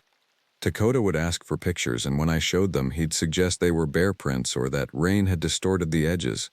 But I knew what I was seeing. I'd been a liability adjuster. I knew how to read evidence. Whatever made those prints walked on 2 legs and went from one side of the meadow to the other, following the creek downstream, in the direction of Hemlock Lake. I followed the tracks for a mile before I turned back. Something about continuing deeper into that particular stretch of forest felt like a decision I didn't want to make. Like once I walked far enough, I wouldn't be able to unknow something. That night, the sound returned. This time I was ready for it. I had my window open, and I heard it clearly. It came from the north again, from the deeper forest beyond the lake's inlet. And this time, I was almost certain I understood what I was hearing. It sounded like it was calling, not calling for help, not calling to warn, calling like you call an animal, like you call something to feed it. Over and over the same strange vowels, the same impossible inflection. For maybe 30 seconds it called. Then silence. 10 minutes later I heard it answer. The response came from the south, closer to the cabin, maybe a mile away. It was the same sound but different somehow. Younger maybe. Angrier. The two sounds went back and forth for about 20 seconds. A conversation conducted in a language that predated human speech. Then they stopped. I locked every door in the cabin and sat by the wood stove for the rest of the night. I told myself a lot of things. That I was stressed. That the mind plays tricks in isolation. That I was hearing the echo of animals, maybe wolves, maybe mountain lions, though wolves don't live in these mountains anymore and mountain lions are a theoretical threat, not a reality. But I didn't believe any of it. The next morning, I called Dakota on the radio. "I want to report some unusual animal behavior," I said. There was a pause. I could almost hear him deciding whether to ask what I'd seen. "What kind of animals?" he finally asked. "I'm not sure. I heard vocalizations last night. Complex vocalizations. More than one individual. Moving in the northern forest." Another pause. "Where exactly?" he asked. I told him about the meadow. About the tracks. About the calls. "I'll send someone out to check," he said. But he said it in a way that suggested he wouldn't actually send anyone. That he was checking a box. "In the meantime, stick to your established patrol routes. Don't go deeper than you usually do." "Why not?" I asked. "Breeding season's changing. Animals get territorial. You know this." Yes, I knew this. Dakota had trained me extensively on animal behavior, how to identify territorial signaling, how to back away from confrontations, how the forest operates on its own logic that humans don't fit into. What he didn't say was that he was afraid of something. I heard it in his silence. The temperature dropped 50 degrees in 5 days. By November 1st, the trees were bare and the mountains became a different landscape, sharper somehow, more austere. The cabin went from feeling like a shelter to feeling like the only shelter. Dakota sent supplies on November 3rd, canned goods, batteries, extra fuel for the generator, and a handwritten note that said, "Winter routes begin now. Stay on marked trails. Monthly check-ins only unless emergency." I didn't see another person for 31 days. The creatures, I'm calling them creatures though I still don't know what they are, established a pattern. They called every night, usually between midnight and 3 a.m., sometimes once, sometimes 3 or 4 times. The sound changed subtly as November progressed. It became less like calling and more like arguing, like they were discussing something important, or maybe hunting something. I started keeping a log, not officially, just a notebook where I recorded the times, the direction, any variations in the vocalizations. In 18 days I documented 43 separate instances. They were moving, circling the lake in expanding patterns, learning the territory. On November 15th, I found the deer. It was about 2 miles south of the cabin, on the ridge trail. What was left of it? The deer had been torn apart with a precision that was almost surgical. The torso was emptied. The legs were separated at the joints. The head was placed 10 feet away from the body, positioned to face back toward where the body lay. The worst part wasn't the violence. The worst part was that there was no blood. Not really. The ground around the kill site was dry. Whatever consumed the deer had done it so completely that nothing remained to seep into the earth. I marked the location and reported it to Dakota. He asked 3 questions. What kind of deer? How long dead? Any visible predator marks? When I answered, he went silent for so long that I thought the radio connection had dropped. "Come to the station tomorrow," he finally said. "We need to talk." I arrived at the ranger station in town at noon the next day. It's a small building, gray cinder block with a green metal roof, surrounded by mostly empty parking lot. Dakota was waiting in his office, a cramped room that smelled like coffee and old paper. "Sit down," he said. I sat. "What I'm about to tell you is classified information. Not officially classified. Just information that stays between rangers and doesn't leave the Forest Service. You understand?" I nodded. In 1987, a ranger named Millard was stationed in the northern sector. He was a good ranger, careful, knew the mountains well. In February, he went missing. They found him 3 weeks later in a ravine near Ridgewood Creek. He was wrong. The autopsy was inconclusive. The damage to the body was too severe, multiple trauma from multiple sources, but the pattern didn't match any animal. The official report said he'd fallen. There was evidence of alcohol in his system. Case closed. Dakota leaned back in his chair. But that's not what happened. What actually happened was that Millard came across something that doesn't follow animal behavior patterns, something that hunts with intelligence. In the 16 years since then, we've lost 2 more rangers to falls and accidents that don't quite make sense. We've had 17 reported encounters with unusual tracks, 53 reports of vocalizations that don't match known animals, and twice we've had situations where a ranger called in describing what I'm going to call a creature encounter. He pulled out a file. Inside were photographs, tracks, marks on trees, and a Xerox of what looked like a ranger's report from 1989, heavily redacted. This thing that's out there, Dakota continued, it's been in these mountains for a long time. Longer than the park. Longer than anyone can track. The local Shawnee call it the hollow hunger. It's similar to the old Wendigo stories from further north, but it's not exactly the same thing. It's specific to these mountains, adapted to this place. Why haven't I been told about this? I asked. Because most rangers never encounter it. It stays deep. It avoids human contact most of the time. But every few years, it gets curious, or hungry, or something about the season triggers it. And when that happens, we have protocols. He explained the protocols. Mark territory clearly. Avoid the deep forest between November and March. Travel in pairs whenever possible. If you see it, don't approach. Report immediately and return to the station. If you hear the calls, record the location and frequency. Most importantly, never go north of Ridgewood Creek after dark. Those hikers you found, Dakota said. The woman from the retirement community. She was lucky. Another day in the forest and she would have been in its territory. The man, Marcus, was luckier still. Both of them asked strange questions.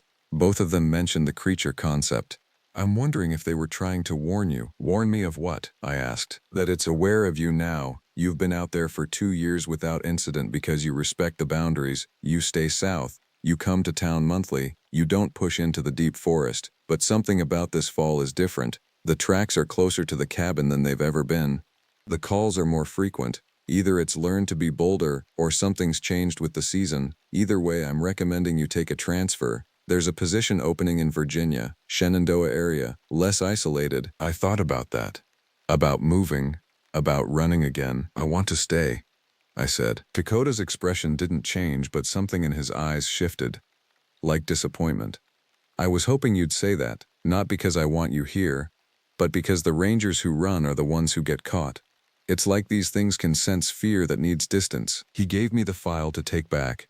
Photocopies of every report, every incident, the protocols listed in a document dated 1993, the photographs, and a hand-drawn map showing where encounters had occurred, with the most recent location marked in red just 3 miles north of my cabin. You see anything, you report it immediately, Dakota said. You don't try to be a hero. You don't try to investigate. You identify and you report. Understood? Understood, I said. When I left the station, the sun was already low. I had the option to stay in town, get a motel, return to the cabin in the morning. Instead, I drove straight back.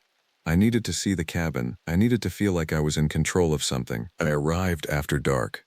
I'd made the drive 100 times, but this time the forest felt different. The headlights carved a tunnel through the black, and beyond that tunnel was something I couldn't see but could feel. Watching. Waiting. When I reached the cabin, I locked myself inside and waited for the call. It came at 2 a.m. This time it was different. The sound came from the east, from the deep forest near Ridgewood Creek, from a direction that violated Dakota's own map. It was closer, much closer, maybe half a mile from the cabin, and there was something new in the vocalization, almost a word shape, almost language. I grabbed my notebook, but my hands were shaking too badly to write. The call repeated 3 times. Each time it seemed to be expecting an answer. The 4th time it called. Something in me broke. I opened the door and stepped outside. The night was clear and cold. The stars were impossibly bright at this elevation, and the moonlight illuminated the forest in shades of gray. The lake was a flat expanse of black beneath the sky. Everything was still. Everything was waiting. The call came again, from the deeper forest, and I realized I could understand it now. Not the words, not the meaning exactly, but the intent. It was asking a question. It was asking, "Where are you?" Without thinking, without deciding, I answered. I opened my mouth and made the sound back. Not a perfect imitation, something approximation born from instinct rather than cognition. A sound that came from the part of my brain that still remembered being small, being prey, being afraid. The forest went absolutely silent. For 30 seconds, there was no sound at all. No wind, no movement, no breath. Then, from multiple directions, the calling resumed. Not one creature, 5, maybe 6, all of them converging on the location of my voice, all of them converging on the cabin. I ran inside and locked the doors and sat in the dark, listening to the forest call itself to the hunt. I didn't sleep. I sat in the cabin with every light on and a knife on the table in front of me, knowing it was useless but needing something to hold.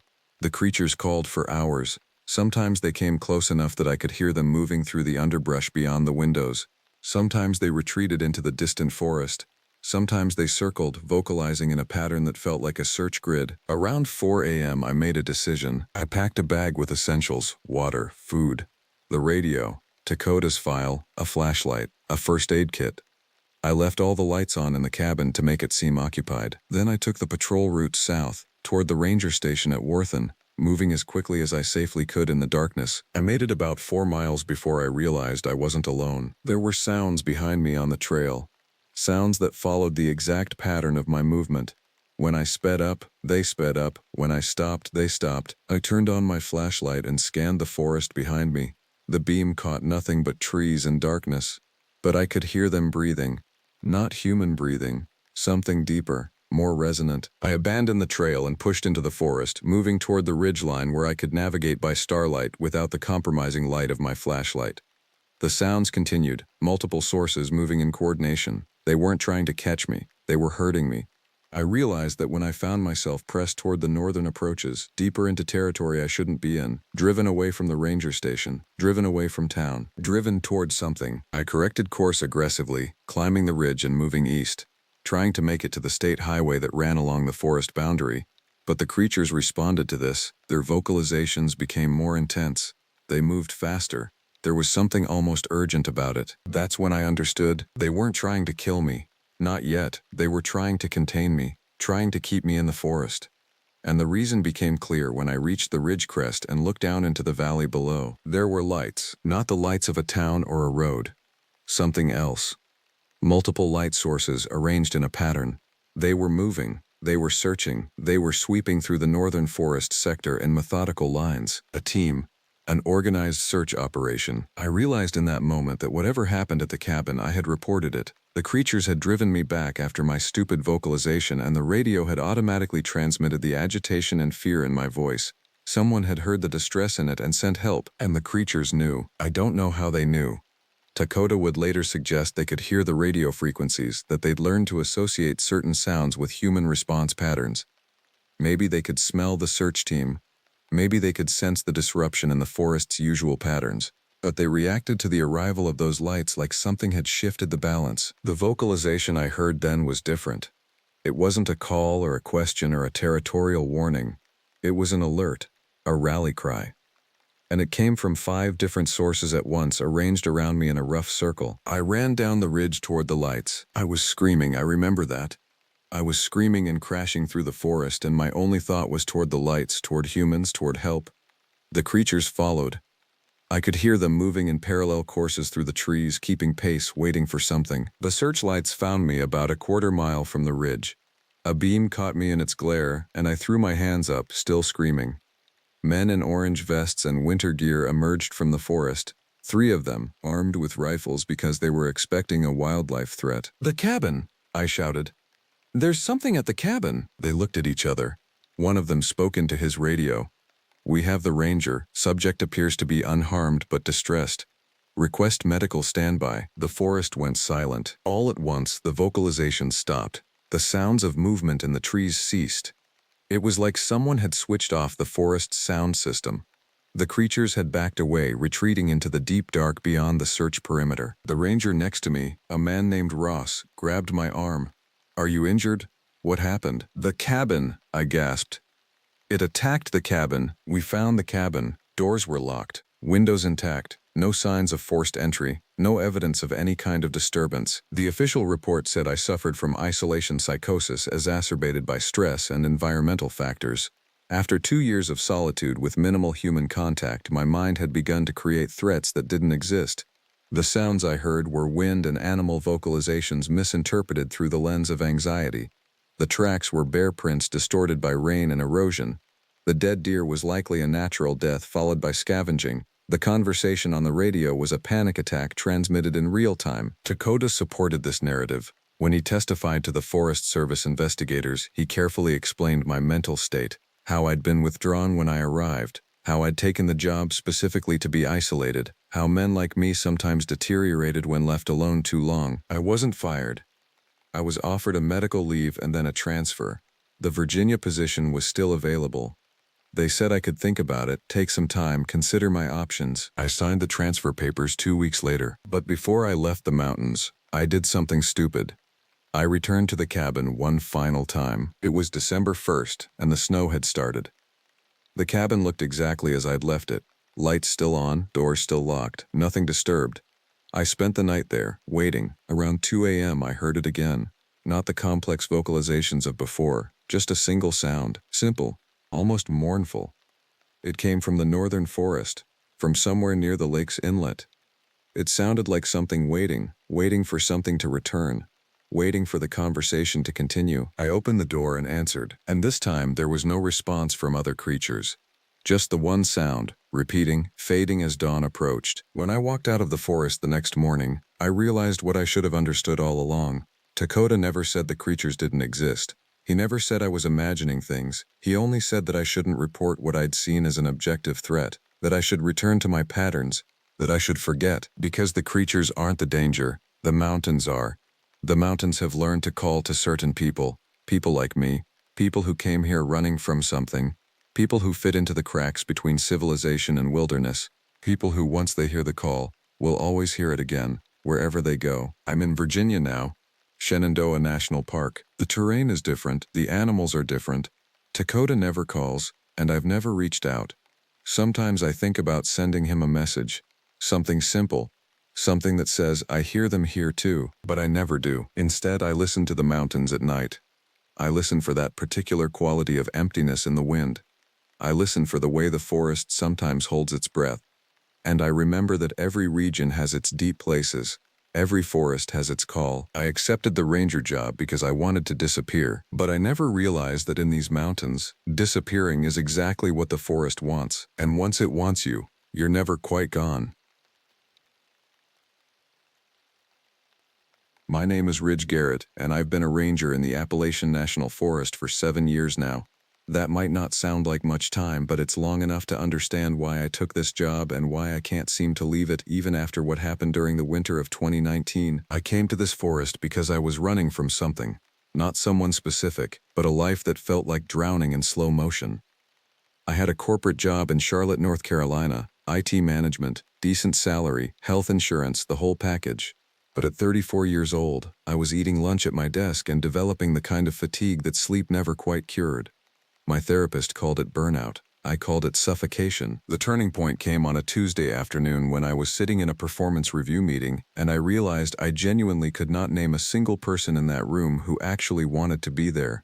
We were all just existing within a system that ground us down each day. That night, I went home, opened a bottle of whiskey, and scrolled through job listings, National Park Service, U.S. Forest Service, ranger positions. I'd grown up in the mountains. My mother's family was Appalachian through and through, going back generations in these hollows. My grandmother used to tell stories about the old days, about the forest as a living thing with its own moods and rhythms. I hadn't thought about those stories in 20 years, but sitting there in my apartment with the whiskey burning my throat, I remembered them. I remembered what it felt like to be surrounded by mountains, by trees that were older than any building I'd ever worked in. The Appalachian National Forest position opened up 3 months later. The cabin came with it, a small 2-room structure built in the 1970s, positioned on the eastern shore of Morrison Lake, roughly 12 miles from the nearest town. The job paid a third of what I made before. The benefits were worse. The work was genuinely dangerous in ways that no spreadsheet could quantify. I took it without hesitation. The first year was magical. I learned the rhythm of the forest. Not just the weather patterns or the seasonal migrations of wildlife, but something deeper. The forest had a language if you paid attention long enough.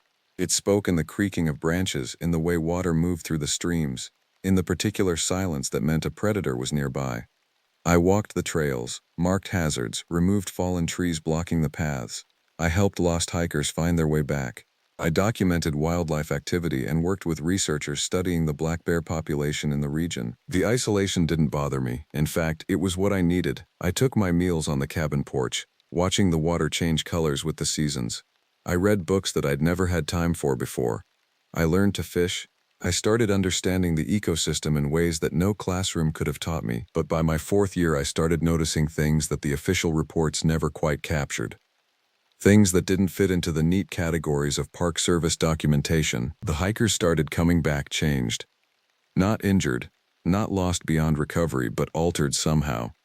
There was a quality in their eyes that I learned to recognize. They would stumble out of the forest, and initially they would seem fine. But then you'd talk to them for more than 5 minutes, and you'd notice the tremor in their voices, the way they would look at the tree line as if expecting something to emerge. I documented 6 cases my 5th year, 7 the next year. People who had entered the forest for a short day hike and had come back confused about how much time had passed. One woman, Jessica Hartley, came back after what she thought was a 3-hour walk and discovered that 7 hours had gone by. She couldn't explain the discrepancy. She said the forest had been strange. Wrong somehow, though she couldn't articulate what she meant by that word.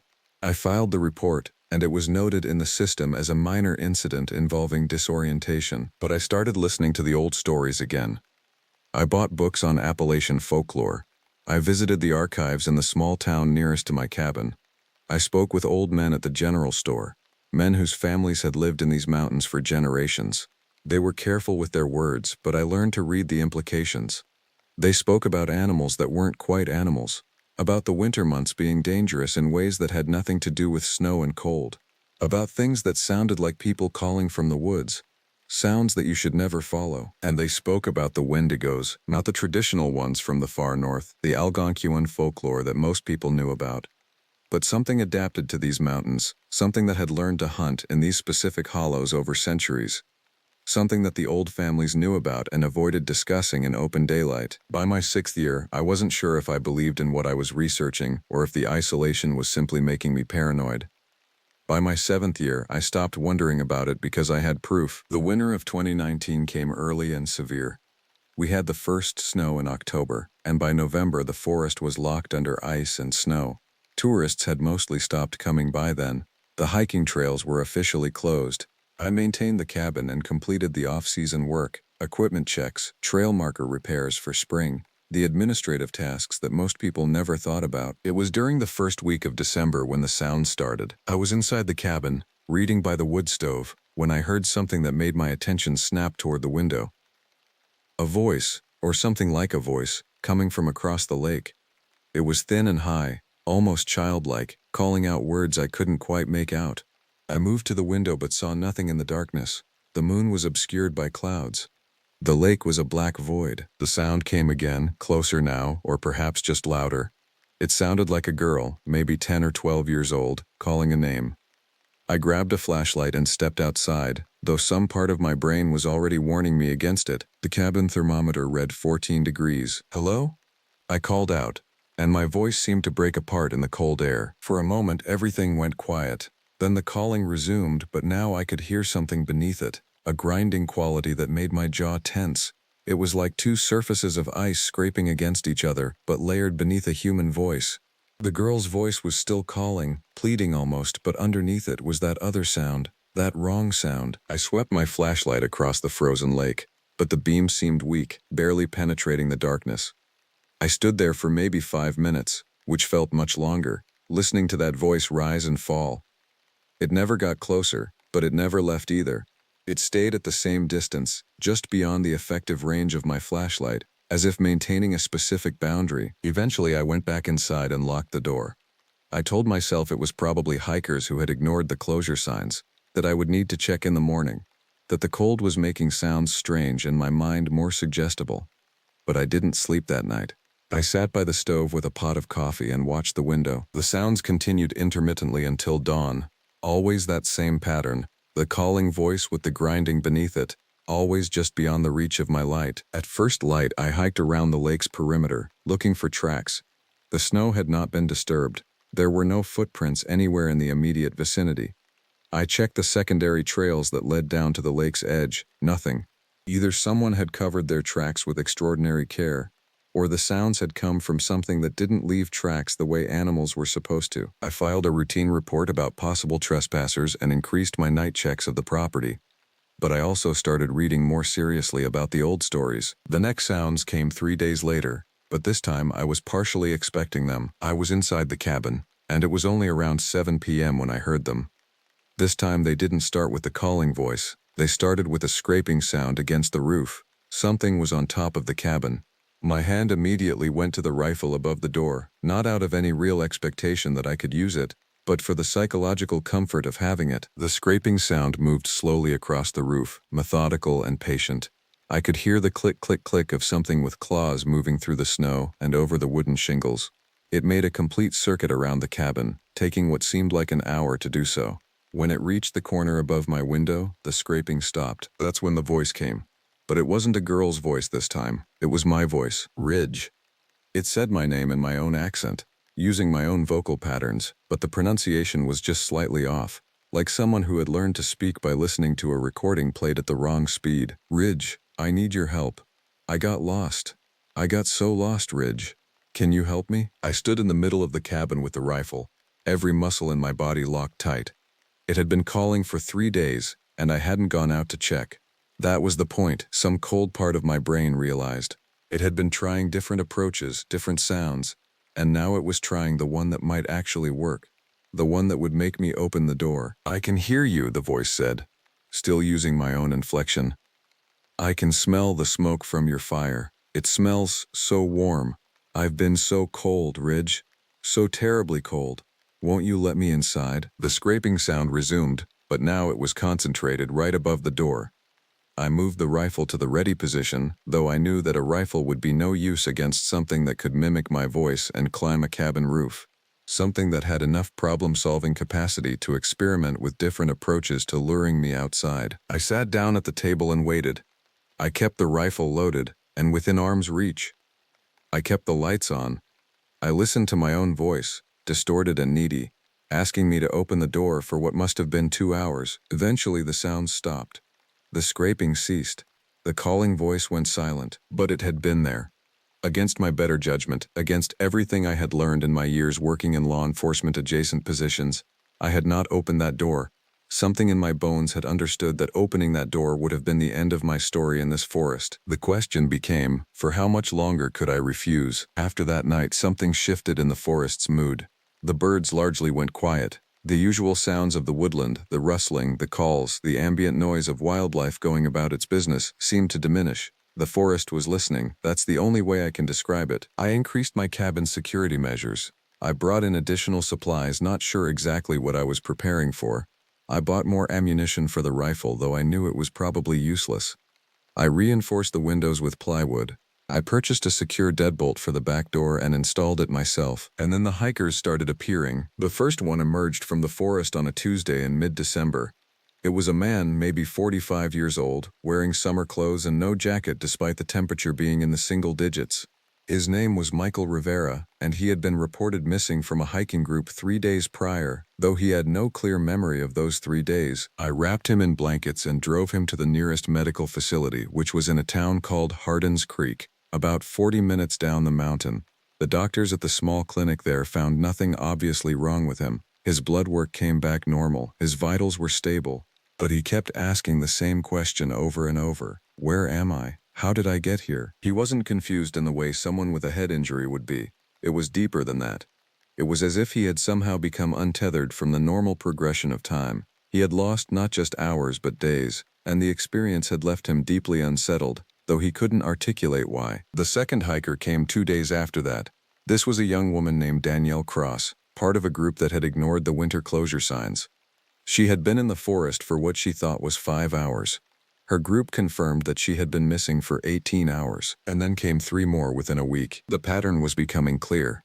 People who entered the forest, whether for a brief period or longer, were experiencing time distortion. Hours became days, days became something else, and when they re-emerged, they were profoundly unwell, though the illness wasn't physical. I started sitting in on interviews at the clinic in Hardins Creek, telling the medical staff that I was documenting incidents for the Park Service. They accepted this readily enough. I listened as these 5 people described their experiences in the forest. They all said similar things. They spoke about paths that looked familiar but weren't, about sounds that seemed to come from everywhere and nowhere simultaneously, about the sensation of being watched by something that was always just outside their peripheral vision, about time becoming meaningless, about an overwhelming sense of hunger, which was the only word they could use to describe a feeling that had nothing to do with food. The hunger, they all agreed, had been the worst part. One man, David Keene, broke down crying when trying to describe it. "It's like being hollowed out," he said, "like something was eating you from the inside, but not in a way that hurt, in a way that felt good, and that made it worse, because you wanted more of it, even as you knew it was wrong." I reported these incidents to my district supervisor, Martin Chen, who worked out of the main ranger station in a town called Blackmore, about 50 miles away. Martin took the reports seriously, filed them appropriately, and recommended that I work with local law enforcement to conduct a formal search of the missing person routes. He also suggested I consider closing certain sections of the park to prevent further incidents. But Martin had never spent a winter alone in this forest. Martin lived in a town and drove to the ranger station each day. He didn't understand that closing sections of the forest wouldn't help, because whatever was happening wasn't geographically constrained. It was everywhere that the forest was. By late December, I had stopped pretending that this was a rational problem with a rational solution. I spent Christmas alone in the cabin, listening to the sounds from the lake. The voice had changed again. Now it was using multiple voices at once. The girl's voice, my voice, the voices of people I recognized from my life before. My mother, my therapist, my corporate manager from the city.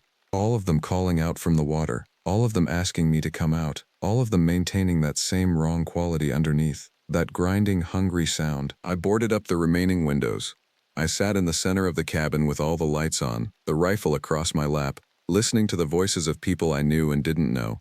All of them calling my name. By late January, I had stopped leaving the cabin except for absolute necessities. I did my rounds, checked the trails, verified equipment, maintained basic forestry operations. But I did it efficiently, always within sight of the cabin, always able to return quickly. And I always made sure I was back inside before dark. The creature, or creatures, had developed a new strategy. The calling had stopped. The voices had gone silent. Instead, there was something worse, an absence of usual sounds. On the nights when everything went quiet, that was when I felt the presence most acutely. The pressure of attention, the sense of something vast and patient waiting just beyond my ability to perceive it directly. Then came the night of the visitors. I was 6 weeks into what I had started thinking of as my self-imposed quarantine when I heard the knock on the door. 3 solid, measured knocks. Nothing in the forest made sounds like that. Nothing I knew of anyway. I looked through the security peephole I'd installed. There were 2 people standing in the snow outside my cabin. Both appeared to be in their 60s, both dressed in heavy winter coats, both looking distinctly out of place in the forest. "Can we help you?" I called through the door without opening it. "We're lost," the man said.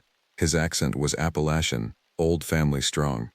"Our GPS stopped working hours ago. We've been driving, and we ended up here. Can we use your phone?" Every alarm in my body was screaming at me not to open that door. But I'm trained in what to do when people are in legitimate danger, and looking at them through the peephole, they appeared genuinely distressed. They were old. They looked cold. I opened the door about 6 inches, keeping the chain lock in place. "The phones are spotty up here," I said. "But we can try." "How long have you been lost?" "Since early morning," the woman said. "We were trying to get to my sister's place in Hardins Creek. Got turned around somewhere." Something about their response was too practiced, too smooth. They had clearly anticipated that question and had an answer ready. "I can call someone for you from the ranger station," I said. "But you'll need to go with me. I can't leave the cabin. Let me grab my gear." "No need," the man said. His eyes focused on me with an intensity that made my skin feel thin. "We can just wait here while you make the call. We won't take up much space." "The cabin is really small," I said, "and I'm not set up to have visitors right now.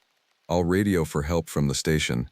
It's the fastest way." I started to close the door, and the man's expression changed. His face moved through several emotions very quickly. Frustration, hunger, something that might have been resignation. Then he smiled. It was a smile that used the correct muscles but expressed no warmth. "You understand something the others didn't," he said. "The smarter ones always do. That makes you more interesting." I slammed the door and engaged the deadbolt. I heard them walk away from the cabin, their footsteps crunching in the snow. I watched through the peephole as they moved toward the forest. They didn't walk like people. The movements were too coordinated, as if the bodies were being puppeted by something with only a vague understanding of human locomotion. They entered the forest, and I watched as their silhouettes moved between the trees. But something was wrong with their shapes. They seemed to elongate as they walked, their proportions becoming increasingly distorted, until they were no longer moving in ways that human bodies could move. Then they disappeared into the darkness between the trees. I sat in the cabin for the rest of that night with every light on and the rifle in my hands. I understood, finally, what the old men at the general store had been unable or unwilling to say directly. The thing in the forest wasn't just one creature. It was many things, or maybe it was one thing that could be in many places at once. It wore faces. It learned from the people it encountered. It experimented with different approaches, and it was intelligent in a way that made my human understanding of intelligence feel like it was operating with a severely limited vocabulary. I radioed Martin Chen the next morning and told him I was taking emergency leave. I didn't explain why. I packed basic supplies and prepared to leave the forest.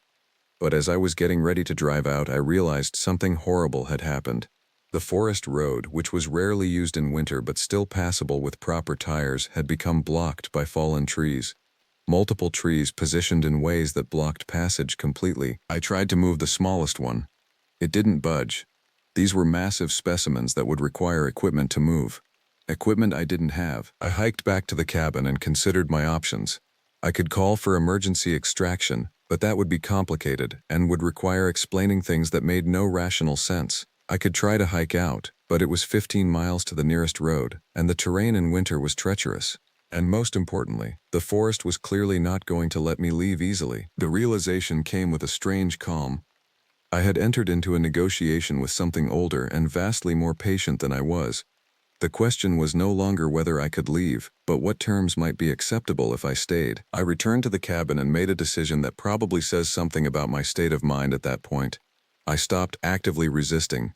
I left one window unboarded. I left the back door unlocked. I maintained the fireplace and kept the lights on, but I stopped trying to make the cabin into a fortress. If this thing wanted me, I thought, I couldn't stop it. Accepting that seemed like the most honest response I could make to the situation. The entity, or entities, seemed to understand this shift immediately. The harassment stopped. The voices ceased. The pressure of attention that had been constant for months lifted like a fog clearing from the lake. But something else happened in its place. I started remembering things that I shouldn't remember. I would be sitting by the fire, and I would recall in perfect detail a moment from my childhood. I was maybe 7 years old, and I was in the forest near my grandmother's house. I had gotten separated from the family group, and I was walking deeper into the woods. I remember being afraid, but also curious. I remember something calling to me from deeper in the trees, something that sounded almost like my grandmother's voice, but not quite. And I remember that I had started walking toward it. I remember clearly now what I couldn't remember before. My mother had found me about a mile from camp, walking in a straight line toward something, my eyes unfocused. She had grabbed me and carried me back, and I had cried for hours afterward, unable to articulate why I had been so drawn to whatever was calling me. The memory felt like a door opening onto a much longer history. How many times had this thing reached for me? How many times had I almost answered? I started leaving food outside the cabin. Not regular food, but things that had a quality to them. Meat left out to spoil, fruits allowed to ferment, anything that had undergone the process of decay and transformation. Each morning, the food was gone. Whether this was actual consumption or something else, I couldn't say. The days blurred together. I maintained my basic functions. I ate, I slept, I maintained the fire. But a part of my mind was now in conversation with something else. Not in words, but in a kind of understanding that bypassed language entirely. I began to comprehend something about the creature. It wasn't evil in any conventional sense. It was hungry, yes, but the hunger was fundamental to its existence. It had to feed. The question of whether it understood that the feeding caused suffering was perhaps meaningless. It was like asking whether a river understands the suffering of the stone it flows around. What I understood more clearly was that it was lonely. profoundly, achingly lonely. There is a particular kind of loneliness that comes with being something that human language has no real words for. Something that exists in the space between the natural and the supernatural, that cannot be cleanly classified or understood. Something that has been hunted, feared, and driven into deeper and deeper parts of the wilderness for generations. One night in February, I made a choice. I left the cabin and walked toward the lake. The snow crunched under my feet, and the cold air burned my lungs with each breath. The stars were sharp and numerous in the clear sky. I reached the frozen surface of the lake and stood there, looking out toward the darkness. "I'm here," I said aloud. The response came not as a sound, but as a presence. Something moved beneath the ice, something vast enough that the frozen surface bowed and shifted. I could feel the weight of attention pressing down on me from all directions. What happened next is difficult to describe in terms of language. I was simultaneously terrified and calm. My mind was both fully present and somewhere else entirely. I was aware of sensations that had no names, colors that didn't exist, sounds that were somehow silent, a hunger that I could feel as clearly as if it were my own, and I understood something that the lost hikers had tried to express. The thing in the forest could offer something that the outside world could not. A dissolution of the boundaries between self and other, an end to the particular kind of isolation that comes from being human, an absorption into something larger. I stood there for what might have been minutes or hours. Eventually the pressure of attention eased, the presence beneath the ice settled, and I walked back to the cabin. I did not leave the forest after that. I sent word through the ranger network that I was extending my tenure in the remote station indefinitely. I explained that I had reconsidered my life plans and had decided the job was more important to me than I'd realized. No one questioned this. People often wanted to escape civilization. This was the ranger service, but I was not escaping civilization. I was entering into a new understanding with something that predated civilization by centuries. The creature, or its voice through my understanding, explained something to me. It had been drawn to these mountains long before any of us had arrived. It had learned to survive by adapting to new conditions, new prey species, but in each adaptation it had lost something. It had become fragmented. The unified consciousness it might have once been had splintered into something that was powerful but also broken, hungry but never satisfied. It offered me a choice. Not in words, but in concepts that my mind could grasp. I could leave. The forest road would be cleared. I would be free to go, but I would carry the knowledge of what lived here, and that knowledge would never quite leave me. I would spend the rest of my life wondering what happened to the hikers who entered these woods.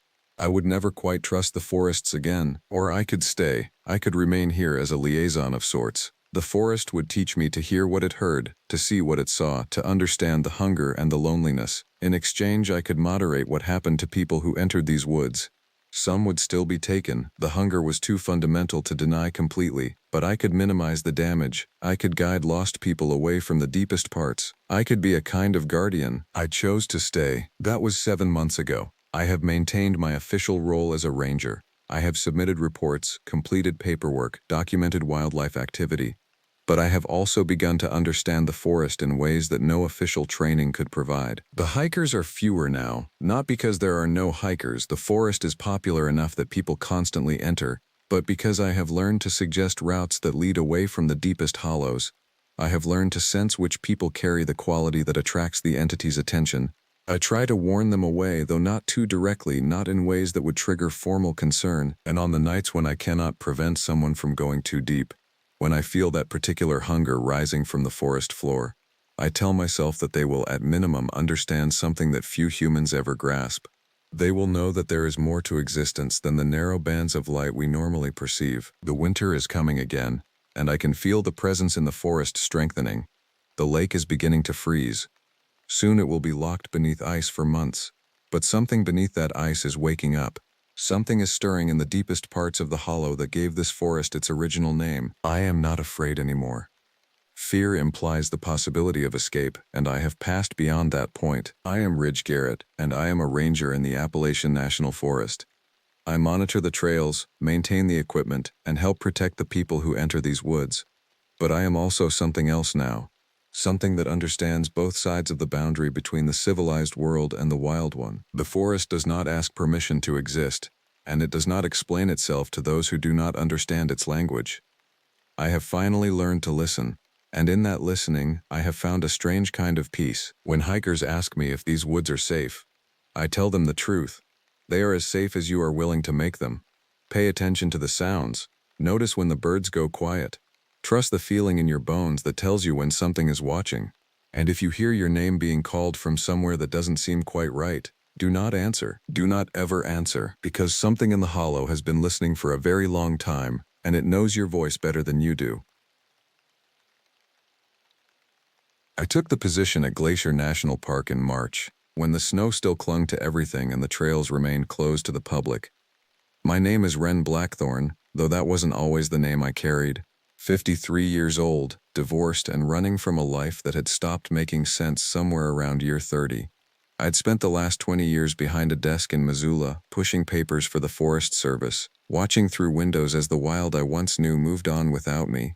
The breakdown came quietly one Tuesday. No fanfare, just the understanding that I couldn't breathe in that building anymore. The head ranger, a woman named Judith Brennan, didn't ask many questions during the interview. She needed bodies. Spring brought hikers, and hikers brought responsibility. My credentials were solid, my record unblemished. She probably assumed I was running towards something rather than away, which was generous of her. The cabin they assigned me sat 4 miles from the nearest road, hugged between two ridges that formed a natural corridor. Lake McDonald lay 300 yards to the south, partly visible through dead larch trees that hadn't recovered from the 2015 fires. Judith called it the ranger station. I called it isolation with a porch. I arrived on a Sunday in late March. The world was still mostly white. The cabin was smaller than I expected, maybe 800 square feet, with a wood stove that Judith assured me was reliable, a radio that sometimes picked up the main office, and shelves stocked with equipment that hadn't been touched in months. Coffee, instant beans, a first aid kit, and 3 volumes about local wildlife and park history. The silence was absolute. I've heard people describe silence before, usually in ways that don't quite capture it. They talk about the absence of sound, but that's not what I'm describing. What I experienced that first week was something different. It wasn't the presence of nothing. It was the presence of everything that had learned not to make noise. That's when I noticed the deer. I saw the first one on my second morning standing at the edge of the clearing with its head turned completely backward. Not rotated in the way normal cervids can manage. This was different. Its head sat above its shoulders at an angle that looked like bad taxidermy, like someone had mounted the head incorrectly and something about the mechanics had just stayed that way. The body was thinner than it should be, and its legs seemed to bend at joints that didn't match its frame. I told myself it was a trick of the light. Exhaustion from travel. The brain in an unfamiliar environment. Pattern matching to shadows. I told myself that, but I watched it for 20 minutes from the window. It didn't move. Not the way deer move. It just stood there, perpendicular to itself, waiting. Eventually it walked away, moving back toward the tree line with a gait that was slightly off. Like a marionette remembering how limbs were supposed to function. I opened the park history books that afternoon. Fell into the kind of reading that happens when you're avoiding something without quite admitting it to yourself. Glacier National Park sprawls across nearly 1 million acres, most of it genuine wilderness, home to grizzlies, wolves, and the occasional mountain lion. The park gets about 3 million visitors annually, though most stay on the developed trails and around the Lake McDonald Lodge. People follow roads. Even in wild places, people crave certainty of path, but there are margins. Places where the maps don't quite account for everything. And if something wanted to exist in Glacier without being found, those margins would be sufficient. The books mentioned livestock predation incidents from the 1970s and 1980s, cattle going missing from ranches bordering the park, not killed in the usual way, gone, and occasionally found days later standing in fields where they didn't belong, acting strangely. The phenomenon had its own folklore among park workers, something about animals coming back wrong. I closed the books around sunset. That night, I heard the voice. It came across the water from the direction of the lake, around midnight. Not the sound of wind or an animal's call. Someone was calling for help. A woman, I thought. Help me, please. Someone help me. I was out of bed and reaching for the flashlight before my mind fully woke. The thermal undershirt I'd fallen asleep in was soaked with sweat. I stood on the porch, beam cutting across the dark toward the water, but the light only reached so far. The voice had stopped. I called out, "Who's there? Are you hurt?" Nothing, just the sound of water moving, which at midnight sounded aggressive in ways it didn't during day. I should have called Judith then. Should have reported a possible lost hiker. The protocol is clear. But some part of me understood, with absolute certainty, that making that call would involve admitting something I wasn't ready to admit. I waited until morning, watching the lake from the porch with coffee getting cold in my hands. When the sun rose fully, the water looked perfectly normal, peaceful. Nothing emerged from it. No injured hiker waiting on the shore, no distress signal, just the general indifference of nature which doesn't care if you're dying or sleeping or slowly losing your mind. I radioed in and reported a possible disturbance, keeping it vague. Judith said she'd send someone up in a few days to check on things. There had been hikers spotted below the snow line, people who couldn't wait for official opening. Sometimes they got in trouble. Sometimes, I thought. Sometimes they did. By the second week of April, I understood the shape of what was happening, even though I didn't understand its nature. The deer came more frequently, always at the periphery of the clearing, always present during the half-light of dawn and dusk, those hours when the world hasn't quite committed to being either light or dark. I began keeping a log, a ranger's habit that suddenly felt important. April 8. 2 deer, both showing the backward head presentation, one on the north side of clearing, stood for 47 minutes before moving toward the road. The second one emerged from the woods directly east, walked past the cabin at a distance of maybe 30 meters. I could see its ribs through its hide, pronounced and individual, like it had been starved methodically. April 11.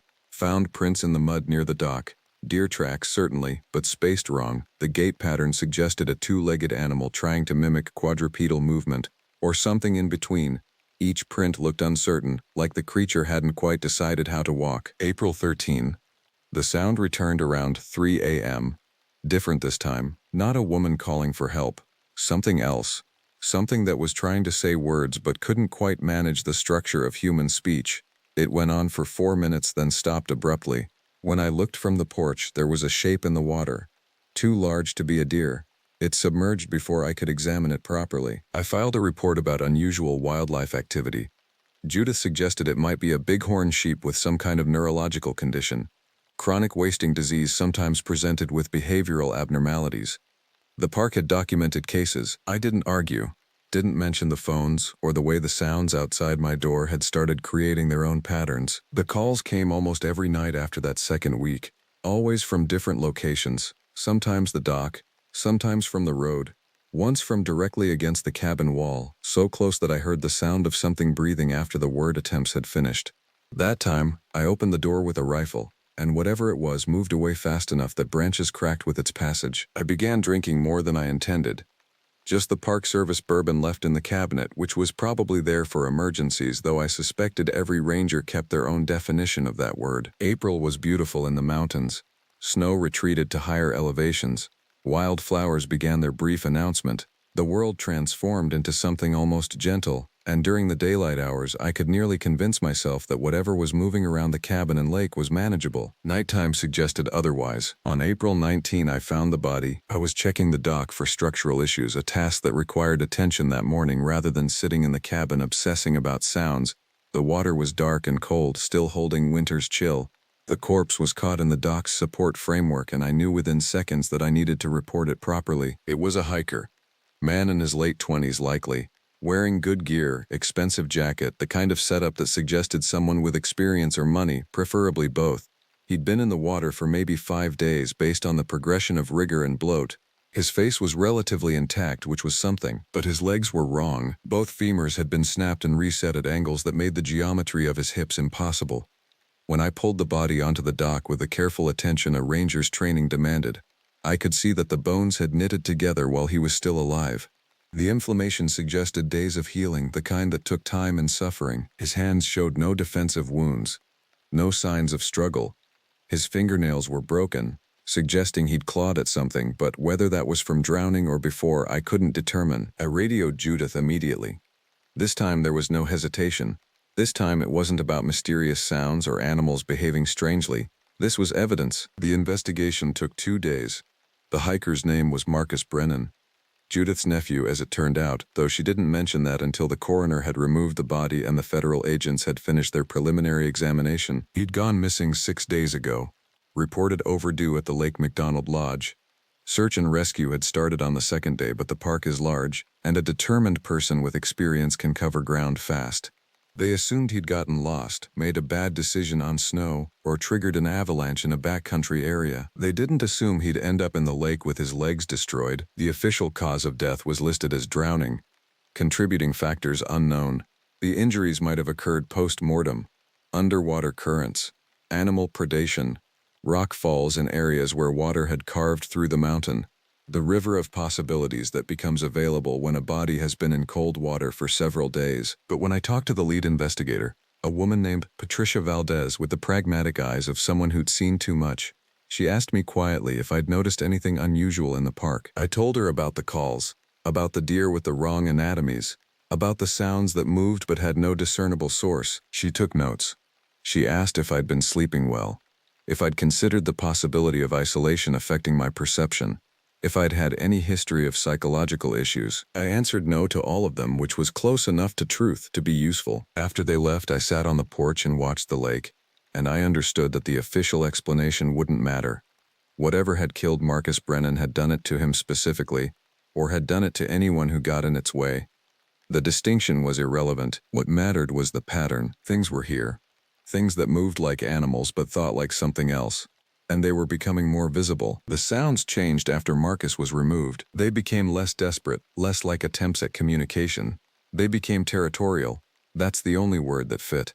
A creature calls at the boundary of its range to establish presence. Other creatures listen and understand the message. Keep out. This is taken. I started sleeping in the day and watching the night. The rifle became something I carried rather than something I accessed. I filed reports that became increasingly difficult to write with any pretense of objectivity. The Park Service seemed content to have me stay, though I suspect Judith was receiving pressure from above to move me out or move me in. On April 24, I saw one clearly. It came from the tree line on the western side of the clearing in late afternoon. That poisoned light where the sun is low enough to create shadows but hasn't yet committed to darkness. I was on the porch, and I had maybe 10 seconds of unobstructed viewing. The body was deer, certainly, but the skull was wrong in every way that mattered. The angles of the face suggested a structure that had been forced into mammalian architecture by something that didn't fully understand mammalian structure. The eyes were set forward, predator style, but they didn't move in the sockets the way eyes should. They remained fixed while the head rotated. The thing's mouth hung open, revealing teeth that didn't match its genus, canines too large, bicuspids misaligned. It walked past the cabin with the gait of something still learning the mechanics of locomotion. Each step was considered deliberate. The back legs moved slightly out of phase with the front ones, as though different parts of the body were receiving instructions with a half-second delay. It turned its head as it walked, and its eyes passed over me. I felt them like something cold moving across my skin. Then it was gone, moving toward the lake with that broken gait, and I realized I'd been holding my breath. That night it came to the dock and it made sounds. Not words this time, just vocalization that had no referent in anything I could name, pure expression of presence. I sat inside with all the lights on, which was probably useless but felt necessary, and I listened to it work at the dock posts with what sounded like its teeth. Around midnight, it left. I watched from the window as it emerged from the water and moved toward the ridge. But before it reached the tree line, it stopped and turned. Its head rotated almost fully backward, the movement so complete that I heard something crack in its neck structure. It was watching me watch it. We held there like that for 30 seconds, and in that time I understood something about fear. It's not the sudden kind. It's not the adrenaline of immediate threat. It's the steady knowledge that you are not alone with something, and that something is considering you with intent. Then it was gone, and I sat in the cold light of the electric bulbs and planned. The next day I hiked to the road and called Judith from the ranger station. I told her I needed a transfer, that the isolation was affecting me, that I wasn't suitable for this post anymore. She asked if I wanted to leave immediately or finish out the season. I said immediately. She seemed relieved, which told me more than I wanted to know about what kind of reports had been filed about me. The department probably thought I was having a breakdown. Maybe I was. It didn't change the fundamental fact of what I'd seen and heard. 2 days. She said she could have someone come pick me up in 2 days. Someone to cover the station while they processed my transfer. I said I could wait 2 days. I couldn't, but I said I could. On the morning of my second to last day, I found the hiker. She was on the north side of the clearing, approximately 40 meters from the cabin, and she was still alive. That was the first thing that registered as wrong. People don't just appear on the clearing. There's always an approach. You see someone coming. unless they come from directions that aren't supposed to be accessible. Her name tag said Rebecca. Her jacket was from REI, good quality, the kind of thing someone buys and thinks will last forever. Her right leg was gone below the knee. The amputation was clean and terrible, the kind of cut that could only happen if something had known exactly where and how to make it. She was using a branch as a crutch and she was moving toward the cabin. I went out, and she saw me and something like relief crossed her face. "Help," she said. Her voice was hoarse. "Please, I need help." I was a ranger. First aid was part of my training. I brought her inside and set her on the couch and examined the injury with all the clinical distance I could generate. The cut was perhaps 8 hours old. No tourniquet, but the blood had begun to clot. Serious shock didn't seem to have set in, which meant her body was holding together through some combination of adrenaline and dumb luck. I bandaged the wound as best I could, applied antibiotics, set up the emergency medical kit to handle pain. I called Judith on the radio. Rebecca told me she'd been hiking the Gunsight Lake Trail, got separated from her group, and that something had happened. She couldn't quite describe it. There was movement in the trees. Her friend was ahead. She heard her friend calling, and then her friend stopped calling, and then something else was calling using her friend's voice. She ran. The thing caught her at the stream. She remembers the impact. Remembers being on the ground, remembers the pain, remembers dragging herself the 3 miles to my cabin, following the sound of the stream downhill, hoping it would lead to the road. "What was it?" I asked, though I didn't want to know. "I don't know," she said. "It looked like a person, but the way it moved, the way it sounded when it was chasing me, it wasn't right. Nothing about it was right." Judith arrived 4 hours later with a medical team. Rebecca was flown out by helicopter, and her injury became evidence. Not mysterious. Not explainable by natural predation or accident. A deliberate amputation performed with something sharp and something that understood how to use it. The official investigation that followed was extensive. Search and rescue went into the Gunsight Lake Trail area. They found Rebecca's friend, Daniel, in a cave 2 miles off the main trail. He had been there for 24 hours, and he was still breathing, but he was no longer functioning. The trauma to his mind had been complete and thorough. His legs were broken in multiple places, each break fresh, each one positioned to take perhaps a week to heal, if the healing ever began. That was when things started moving faster. The Park Service sent in a larger team. They were looking for a person, officially. Someone with knowledge of the area, someone with predatory intent and capability. Someone who understood how to use trauma as a tool. They didn't find anyone. What they did find were traces. A camp perhaps 2 miles deeper into the backcountry than anyone should be surviving in April, with no fire, no shelter, just a depression in the ground and the remains of scattered animals.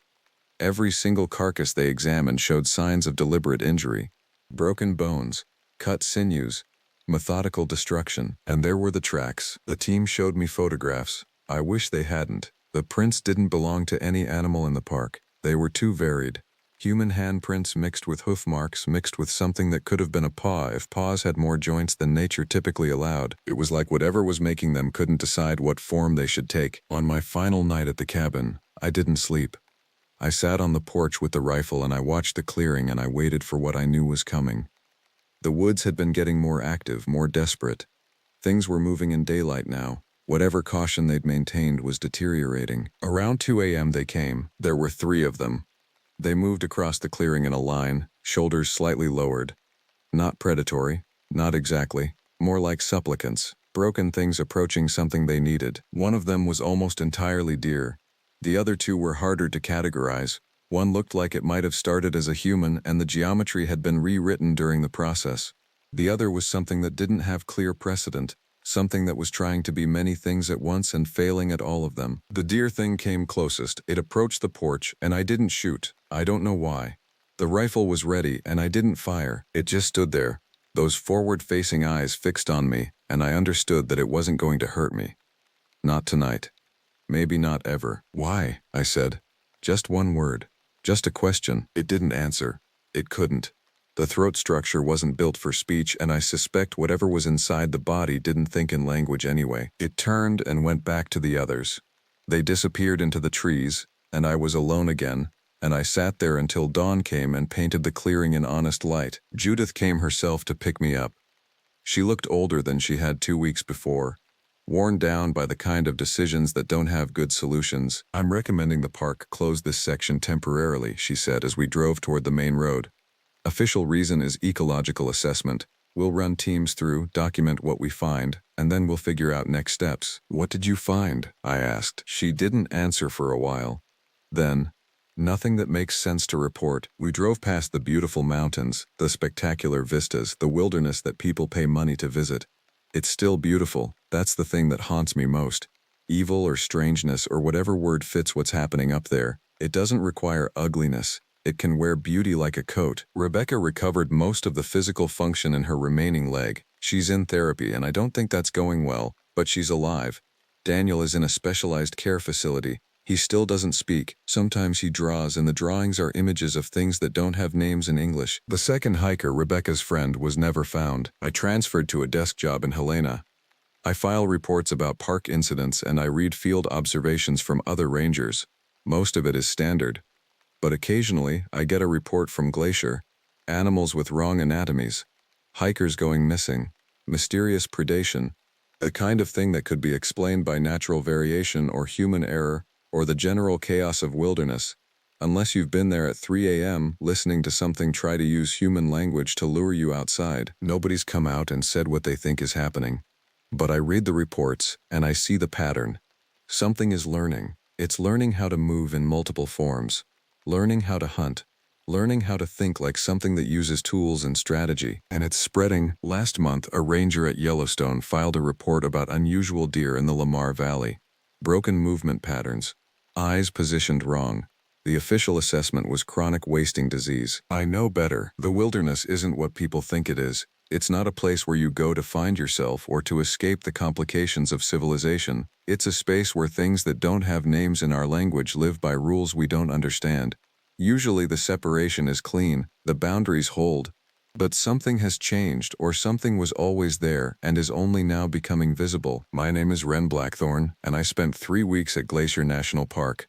I saw things that weren't supposed to exist, and now I spend my days knowing that the wilderness has eyes, and those eyes are learning to look at civilization the way predators look at prey. The nights are harder. Sometimes, I hear sounds outside the apartment in Helena. Branches moving in ways that shouldn't exist in a city. Calls that sound like attempts at language. And I lie in bed knowing that isolation was only ever part of the problem. The real horror is understanding that nowhere is quite far enough from what's out there in the margins of the park, in the spaces where the maps don't quite account for everything. I took the job at Glacier because I was running from myself. I thought the mountains would give me space to breathe, distance from the complications of my own existence. What I found instead was something that taught me that running doesn't work. You can move yourself from place to place, but the real wilderness is already inside you. In the knowledge that there are things in the world that shouldn't exist, and yet they do. I'm still waiting for the next report, the next incident, the next piece of evidence that whatever learned to walk like different animals is still learning, still changing, still spreading from whatever pocket of the wilderness birthed it into something that will eventually need to cross into the world where most of us live. And I'm afraid, not for myself, but for everyone who still thinks the mountains are just mountains, who still believes that what we don't understand can't hurt us, who still hikes the trails with nothing but optimism and good equipment, and the certainty that nature follows the rules we've written for it. The wilderness doesn't follow our rules, and it's getting closer. My name is Dakota. I came to Glacier National Park 3 years ago because I needed somewhere that the world couldn't reach me. The job posting was simple. Seasonal ranger, remote cabin, basic patrol duties. When I drove the supply truck up to Kinley Lake Station, I understood why they struggled to keep anyone in the position longer than a season. The cabin sat 8 miles from the nearest ranger station, accessed only by a narrow service road that became impassable each November. My predecessor had left after 2 months. The one before that lasted 4 weeks. I asked the district supervisor why the turnover was so high. She paused too long before answering. That's when I should have known something wasn't right, but I didn't want to know. I wanted the isolation. At 34, I'd spent enough time in cities where everyone expected something from me. My father had been a logger up here in his 20s. My mother was Lakota, from the Blackfeet Nation. Between them, they gave me a name that meant I belonged to this land. So when my marriage ended and my career in environmental compliance collapsed, I drove north and applied for the one job nobody else wanted. The cabin was better than I expected. Rough built in the 1960s, it had solid walls and a working chimney. The propane stove heated it efficiently. The lake spread out 300 yards down a worn path, dark water reflecting the jagged mountains beyond. In September, everything was still green and warm, though the nights had started to shift. The cold was coming. You could feel it in the way the wind changed direction at dusk. My first week was routine.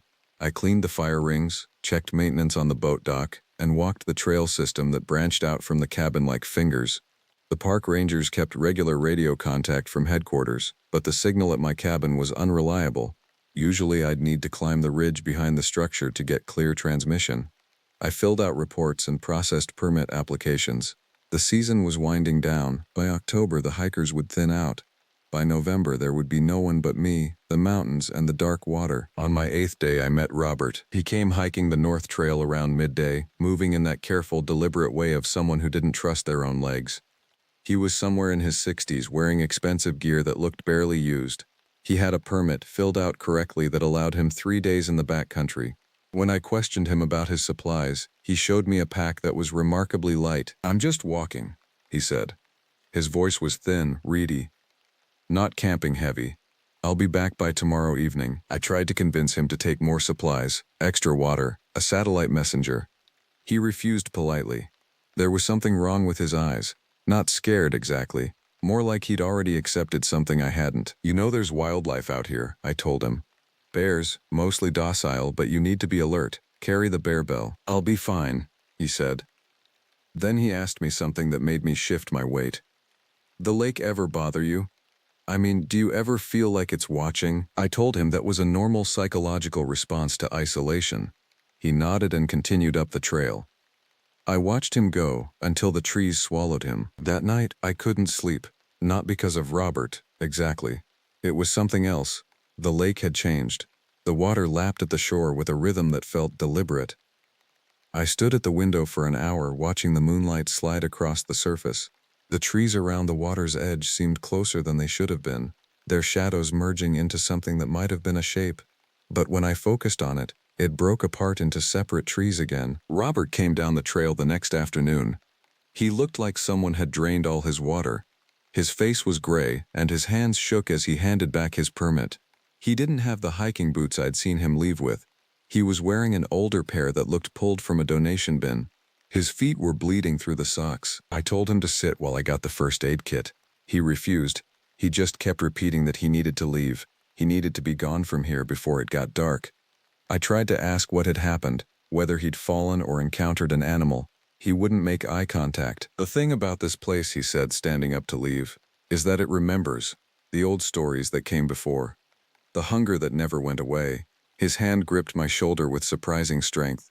"Make sure you lock the cabin every night, and don't go to the lake after dark. Don't even look at it. The water doesn't show reflections after about 8 in the evening. The surface does something else instead." Then he got into his car and drove down the service road so fast the tires kicked gravel. I never saw him again. I told myself he'd been a paranoid hiker, someone with a mental health situation that hiking alone had exacerbated. It happened sometimes. People came to remote places and unraveled, but I also locked the cabin door that night and pulled the curtains closed, and I didn't look toward the lake. The next 3 weeks passed in an unsettling calm. The weather held. The hikers came in smaller numbers as the season changed. I did my patrols. I maintained equipment. I filled out reports. I learned to stay in the cabin when darkness fell. Not because I was afraid, I told myself, but because there was nothing to do outside after dark, and the cabin was warm. Then the ranger from the Southwest Station, a woman named Diane, called one morning to report a missing hiker. A woman named Alice Kumar, 47, had been on a day hike permit and hadn't returned to the ranger station where she was supposed to check out. Her car was still in the lot. The search would start from that end, but they wanted me to watch the trail system from my side, in case she'd somehow made it toward the Kinley Lake area. I prepared the emergency pack and waited. That afternoon I found her approximately 2 miles north of the cabin, sitting at the base of a massive pine.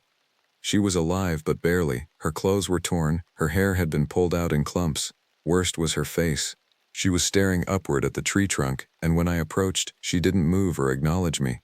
She was still breathing, but something in her had been switched off. I radioed for extraction and got her to the helicopter pickup point near the main road. The paramedics said she was in shock, and they suspected severe dehydration. She'd been missing for 30 hours. The trail she should have walked was only an 8-mile loop. Even moving slowly, she should have completed it in 4 hours. I filed my report. She was taken to Columbia Falls for observation. The official conclusion was that she'd gotten lost, panicked, and gone in circles. Happens more often than people realize. The wilderness confuses the human mind when fear takes over. But I talked to the ranger who'd picked up her permit. She said Alice had only been an hour late. Just 1 hour. Not nearly enough time to become that disoriented. October arrived with a storm that knocked down 3 trees within sight of the cabin. The power went out for 2 days. I sat in the cold darkness and listened to the wind. And I thought about what Robert had said about reflections. I thought about Alice's blank stare. 2 more hikers went missing in the next week. One was found near the lake itself, walking in circles. The other was never located. They called in additional rangers. They brought dogs. The area around Kinley Lake was quiet. No unusual animal activity was reported. The dogs would get partway up certain trails and simply refuse to continue. They'd back away whining, their ears flat. The rangers thought it was bear activity. They increased warnings and suggested that the lake trail be temporarily closed. I didn't suggest anything. I was learning to keep my observations private. The woman who came to interview me was from the regional office. Her name was Cassandra Moore, and she was methodical in a way that made me careful. She wanted to know if I'd seen anything unusual. I told her the truth about Robert, leaving out the specific things he'd said. I told her about finding Alice. I said I hadn't noticed any behavior patterns or concerning marks on the trails. The dogs won't go past the 4-mile marker, she said, showing me a map with an X marked on it. That's an old outfitter camp, closed since the 90s. Nothing there but foundation stones and rusted equipment. But the dogs won't approach it. Animals sense things, I said. Like what? She leaned back in the chair. Danger, predators, territory. She watched me. Then she opened a file and slid a photograph across the table. It was Robert. Not alive. His body had been found 3 miles downstream from my cabin, caught against the dam that fed the lake. According to the drowning report, he'd been dead for approximately 2.5 weeks. The timeline meant he died the day after I talked to him. The police had released his name in regional notices, but not through the Park Service. Did you know him? She asked. He hiked through my area. Did he seem suicidal to you? I said no. But I was thinking about his shoes. The ones he'd left with, the good ones, had never been found. He'd come down wearing different boots, as if something had taken those specific shoes and left him something else in return. There's something in the water. I said it quietly. She didn't dismiss me. She closed the file and stood up. That's what everyone who stays here thinks eventually. 2 rangers before you left for that reason. 1 ranger before them was hospitalized for a breakdown. But we test the water. We test the fish populations. We have specialists look at the lake every few years. It's fine. Everything there is normal. But the people aren't, I said. No, she agreed. They're not. But we don't know why, and unless you can give me something concrete, I can't close a lake based on missing hikers and a ranger's intuition. She left the next morning. By then, the Park Service had officially closed the Kinley Lake Trail and the northern access routes. It was framed as seasonal maintenance. The real reason was that they were afraid. I was not alone in the cabin. I knew this by November, though I couldn't point to a single moment when I became certain. It wasn't about sounds or movement. The watcher, I'd started thinking of whatever was in the lake that way, had learned to move through the world without creating evidence. But I could feel it. The pressure of attention behind my eyes when I looked at the window, the sense that I was being cataloged, measured. I started keeping detailed notes, not because I believed anyone would read them, but because documenting the small things made me feel less insane. I noted the temperature changes, sudden cold spots that appeared in the kitchen without explanation. I recorded the times when the water in the tap would turn dark for just a moment before clearing. I wrote down my dreams, which had become elaborate and exhausting. Dreams of walking through the forest and finding the old outfitter camp, of discovering something like a structure that was also almost like a mouth, opening upward into the darkness. The solitude that I'd come here for had become something else. I still craved isolation, but now it felt like a trap. The road down to headquarters was technically passable, but something in me rejected it. The thought of leaving made my chest tight. It was stupid, but it was true. Part of me knew I couldn't leave. Part of me was already committed to whatever this place demanded. I forced myself to maintain routines. I read. I worked in the cabin's small garden space even as the frost killed everything. I took long walks during daylight, staying away from the lake, trying to seem normal, trying to convince myself that I was still the person who'd driven up here 3 months ago. Then the second death happened. He came to the cabin at dusk, a deer, but not the way wild deer act. It walked right up to the porch and stood there, its head at an angle that was wrong. Deer don't do that. They bolt or freeze, but they don't approach human structures with purpose. This one waited, and when it had my attention, it collapsed. It convulsed for perhaps 30 seconds, and then it lay still. I went out with a flashlight to examine it. There was nothing obvious. No blood, no wounds. Its mouth hung open, its eyes were clouded. It looked like it had simply failed at the cellular level, as if the watcher in the lake had reached out through the dark and unraveled something essential in the animal's body. A message. I was here, and I was patient, and I was waiting. That night, I heard something calling. Not animal sounds. Almost like breathing with intention. It came from the direction of the lake, very distant, but clear enough to distinguish from wind. I covered my ears. The sound continued without changing, as if my blocking it made no difference. It was calling to something inside me that wanted to respond. I left the cabin before dawn and drove down the service road. I needed supplies, but more than that, I needed evidence that the normal world still existed. The drive took longer than I expected. I took a wrong turn, though I knew the road well. The forest pressed in from both sides, and I had the clear sense that the road itself was uncertain about where it wanted to go. I reached the ranger station at headquarters around noon. The ranger there, her name was Julia, took one look at my face and made me sit down. She brought me coffee and let me sit for 15 minutes before she asked anything. I can't stay out there, I said finally. She nodded slowly. Then don't. We can reassign you to the main station. You've done good work. There's no shame in. I can't leave either. She set down her coffee. That doesn't make sense. I know. I could hear how thin my voice was. But if I drive away from there and the road that's supposed to go down the mountain, if it takes me somewhere else instead, I need someone to know I tried. I need someone to have proof that I said something was wrong. Julia was a good woman. She took me seriously. She filled out an incident report. She had me write a statement. She took photographs of my physical state, which I didn't realize was as bad as it apparently was. My hands were shaking. I'd lost weight. There were dark circles under my eyes that looked almost like bruises. I'm sending another ranger back with you, she said. Just for a few days. Someone to help with closing down the cabin for winter. That made sense. It was standard protocol. It was also kind, in a way that made me realize how much I needed another person to witness that I wasn't alone in my conviction. The ranger she sent was named David. He was in his 50s, solid, with the kind of competence that came from 2 decades doing this work. We drove back in silence. As we climbed higher, I watched him. His jaw tightened, his hands gripped the wheel more firmly. He felt it too, the wrongness. He just wasn't going to talk about it. We reached the cabin around 4.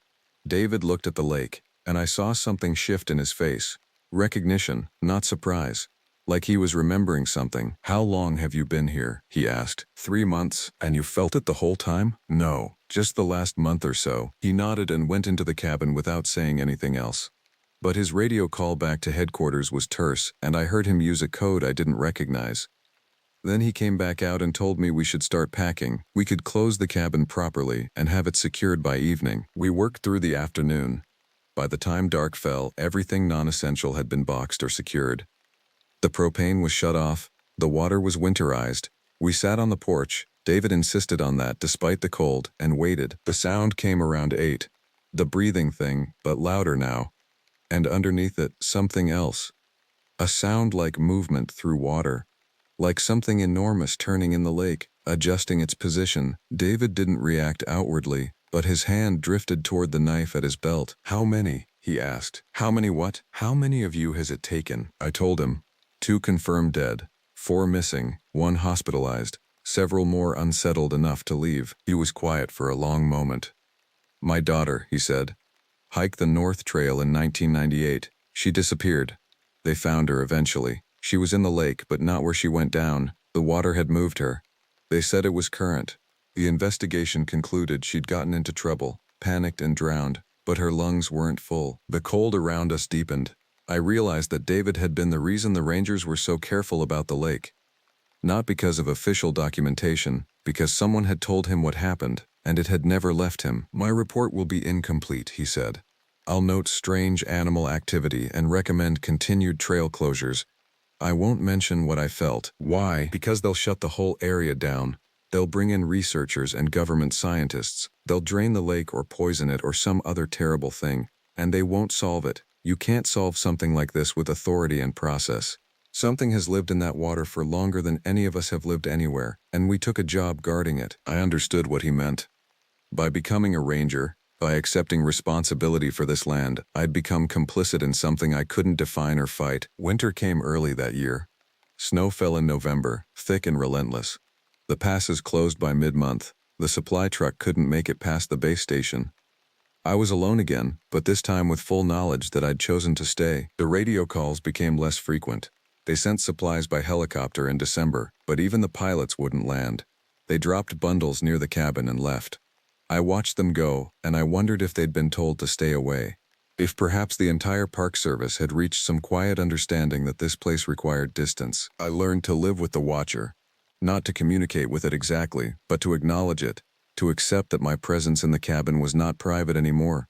On particularly cold nights, I'd sit by the window and simply look out at the lake. The water never froze completely. There was always a dark circle in the center, open to the black sky above. I understood that the Watcher existed in both, moving between them like thoughts between hemispheres of a brain. I stopped eating much, not intentionally. I simply lost interest in food. The work that had kept me occupied, maintenance, patrols, reports, seemed pointless. Instead, I took very long walks, miles and miles through the snowscape, moving deeper into the park. I came to the old outfitter camp on one of these walks, and for the first time I approached it directly. There wasn't much to see. Weathered wood, rusty chains, remnants of structures that had been abandoned long ago. But the ground itself felt different, softer. I realized I was standing on something that gave underneath my weight, not soil, but matter that had been disturbed many times before. The bones of the place were shallow. I found a boot half buried in the snow. It was well preserved, leather, clearly old. I recognized the style from pictures in museums, pre-1900s. I dug carefully around it and uncovered the remains of a foot still inside. The bones were small, probably a child. I covered it again. The ground wanted to keep its secrets. The winter was long, but it was not the cold that broke me. It was January when I came down to the lake and discovered the thing had begun to show itself. It wasn't fully emerged. It had created a shape in the water just at the surface that approximated human form. Arms, a torso, the suggestion of a head. It wasn't trying to hide anymore. It was showing me what it could become. The water that formed it was darker than the lake, darker than ice, darker than the sky. When the moonlight touched it, the light didn't reflect. It vanished. I stood there for what might have been hours. I understand now that I should have been terrified. The human instinct would have been to run. But I had been here long enough. I had felt it long enough. I recognized something in that shape, not familiarity exactly. Recognition of a truth I'd always known. This thing, this consciousness in the water, it wasn't alien, it was native. It had been here before the mountains settled into their final shape, before the Blackfeet walked the eastern slopes, before the first rangers planted their cabins and carried their radios. It had been living in hunger for so long that hunger was its essential nature. And now that humans had come, bringing with them complicated wants and fears, the Watcher had learned to feed on those emotions. It had learned to craft the hunger that drew people deeper. "What do you want?" I asked it. The water moved. The form rippled. When it settled again, it had changed. It was more articulate now. I could see what might have been fingers on the arms. The head was more distinct. It was learning to mimic human shape by studying me. "You," it said. The voice came from the lake and the wind, and somewhere inside my own skull. "I want you to stay, to watch with me." The others came and went, but you understand. You belong to the mountain. You belong to the old stories. You were named for the land, so stay. I wanted to. I wanted it more than I wanted anything else. The warmth of the cabin seemed distant. The memories of my human life seemed fictional, stories I'd told myself. Here, now, facing the Watcher in the water, I understood that I'd been moving toward this moment since the day I arrived. Then I thought of the others. Alice walking in circles, Robert drowning in borrowed boots, the pile of old bones under the outfitter camp, the girl who had been David's daughter, all the ones who had come here and been consumed by the Watcher's hunger, broken down into component parts of fear and loss. "No," I said. The water stilled. I felt its attention sharpen on me. "No," I said again, and I turned away from the lake. I walked back to the cabin. Behind me, I heard the water begin to move. It wasn't coming after me, but it was preparing something. It was consolidating whatever had become of the ones who'd stayed too long. I made the decision in that moment, and I committed to it with every part of my consciousness that the Watcher hadn't already marked. I couldn't stay, not because I was afraid, but because I was the only person who could leave. The passes were still closed. The road down would be impassable, but I had a map, supplies, and knowledge of the backcountry. More importantly, I had something the Watcher hadn't anticipated. I was willing to go back into the territory it controlled. The Watcher had been patient because it expected me to flee to safety, to leave the mountains and the lake behind. It didn't understand that I would go toward it instead. I packed during the night. I took warm clothes, the emergency beacon, compass, map, water, energy bars. I left the radio on a loop with a recorded message that I was fine and taking a winter wilderness hike. I locked the cabin, then I headed not toward the service road but toward the lake. The Watcher was waiting. I could feel it like a presence pressing against my skin. It wanted me to approach the water. It wanted me to wade in and understand what the others had understood, that there was a point of no return, and that passing through it was actually a form of coming home. But I walked past the lake. I went toward the old outfitter camp. The snow around it was disturbed, pawed at, as if something large had been moving there recently. The bones I'd found before were surfaced now, exposed to the moonlight. They were all over the ground, I realized, once I looked at it with clear eyes. Dozens of them, centuries of remains, brought up from deep in the lake where the Watcher lived, arranged in patterns that almost made sense. I didn't stop to study them. I moved past and kept climbing toward the ridge. The Watcher's attention followed me.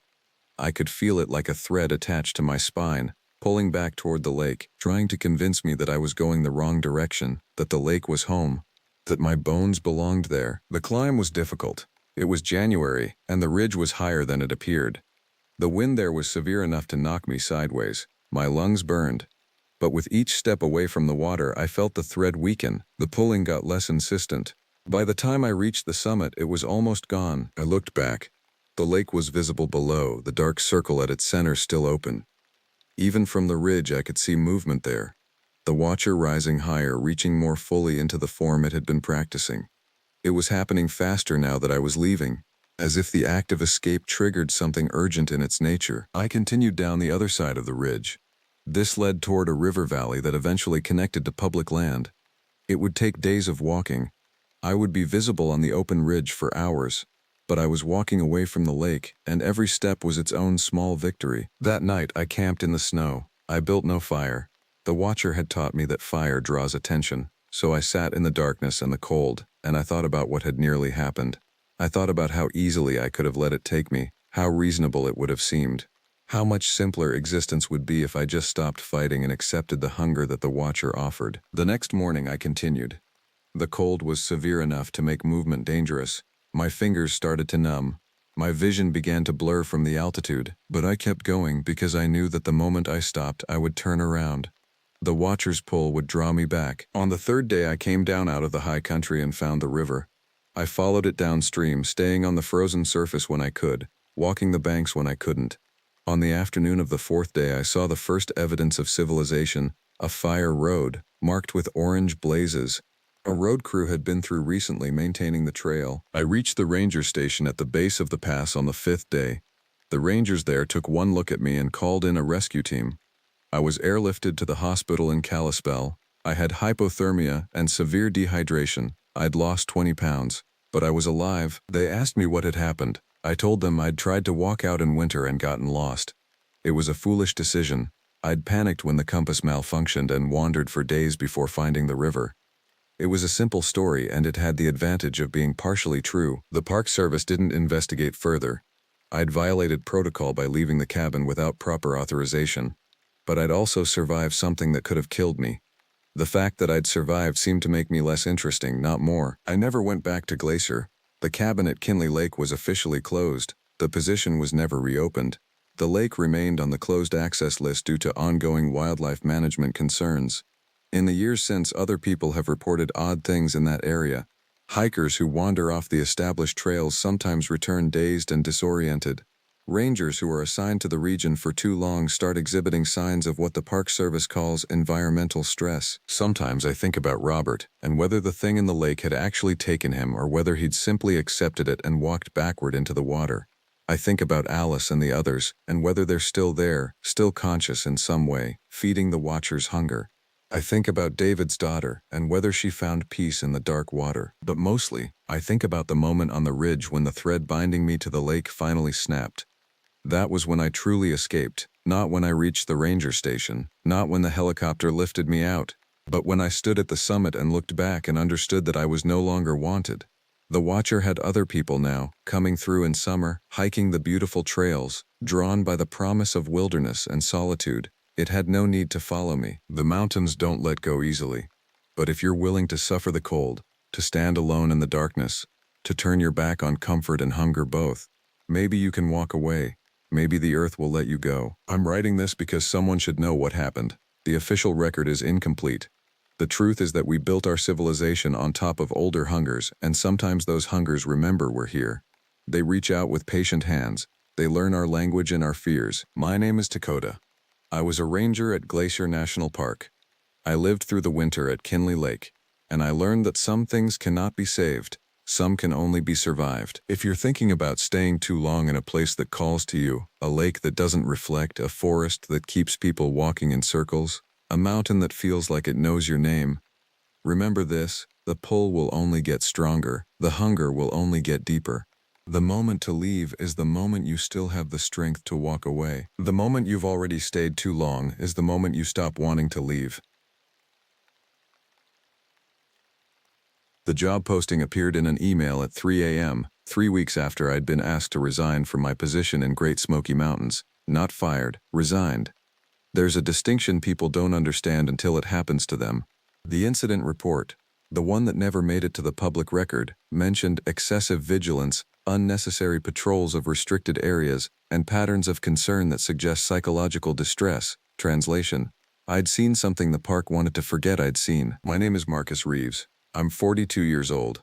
I have 17 years of ranger experience across 5 different national parks, a degree in environmental science, and a reputation that's slowly becoming radioactive in the federal system.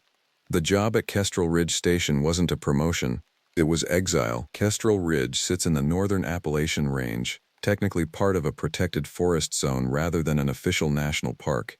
40 square miles of dense woodland, exactly 2 cabins, 1 lake that doesn't appear on most maps, and virtually no foot traffic. The posting emphasized remote observation work and solitary environmental monitoring. The pay was adequate, the location was punishment. I took it anyway. The cabin they assigned me was built in 1987 according to the maintenance logs. It sat 3 miles from the ranger station proper, a 20-minute drive down a maintenance road that deteriorated from gravel to dirt to something that barely qualified as either. The structure was solid enough: 2 bedrooms, a kitchen barely larger than a closet, and a living area that faced the tree line.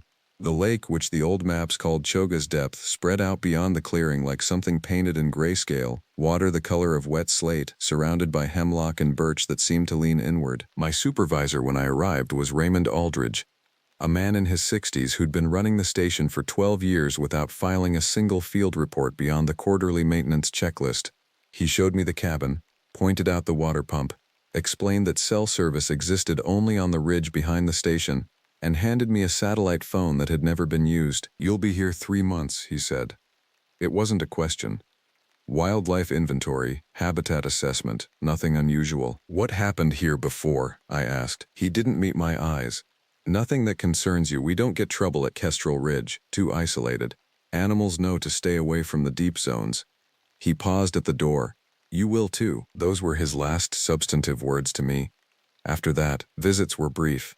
Supplies came on the 15th and 30th. I was instructed not to stray beyond the marked territory. I was given a map that showed the lake and a perimeter boundary marked in red. Beyond that boundary, the map was blank except for a single notation: unmonitored zone, survey hazard. That notation is why I'm writing this. That notation is why the last 72 hours of my life have moved me to document everything. I arrived at Kestrel Ridge on a Tuesday in late September. The first week was routine. I walked the perimeter, set up monitoring stations, checked the wildlife cameras. The forest was quiet in that way northern Appalachian wilderness becomes in autumn, not peaceful, but cautious. The birds had largely left. What remained was the sound of wind through bare branches and the distant percussion of woodpeckers, isolated and lonely. The second week, I began exploring the lake. Choga's depth wasn't beautiful in the way tourist destinations are. It was stark. The water was clear enough to see perhaps 15 feet down, where the bottom became shadow and then complete darkness. The shoreline was rocky except for a small beach on the eastern side where someone had once built a fire pit. The stones had been recently moved, I noticed. Within the last month, certainly. The cabin had one window that faced the water. At night, I began to see lights moving across it, not the reflection of stars. The water was still, and these lights moved with intention, pacing back and forth, sometimes stopping directly in front of the shoreline. I told myself it was phosphorescence, bioluminescence, some natural phenomenon I'd simply forgotten about. Then I watched them move against the current of the wind, erratically but persistently, and I knew what I was seeing wasn't natural at all. It was someone moving through the lake at night. Or something. In the pitch black of a moonless evening, carrying what looked like a handheld light source, moving through water that should have been brutally cold. I didn't report it. That was my first mistake, my first conscious decision to do what the job at Kestrel Ridge had been designed to make me do. Forget, move past. Accept the presence of anomalies without requiring explanation. By the third week, the isolation had begun to work on me in specific ways. I'd catch myself staring at the forest line for hours without remembering how much time had passed. I'd wake at 3 or 4 a.m. with a certainty that something was standing just outside the window, though nothing was ever there. The water sounds, the small waves lapping against the rocks, began to sound like something breathing. In, out, patient, waiting, and the smell started. It came first as an undertone, something I almost didn't consciously register. A sweetness beneath the normal sense of pine and decay. By the fourth week, it was unmistakable. It was meat. Old meat. The kind of smell that rises from a deer carcass you find 3 days into decomposition, but deeper, richer, with notes of something else. Something I couldn't identify but that my primitive brain recognized as dangerous. The smell came strongest at night. It would drift through the cracks around the window frames, across the porch, pooling in the areas between the cabin and the tree line.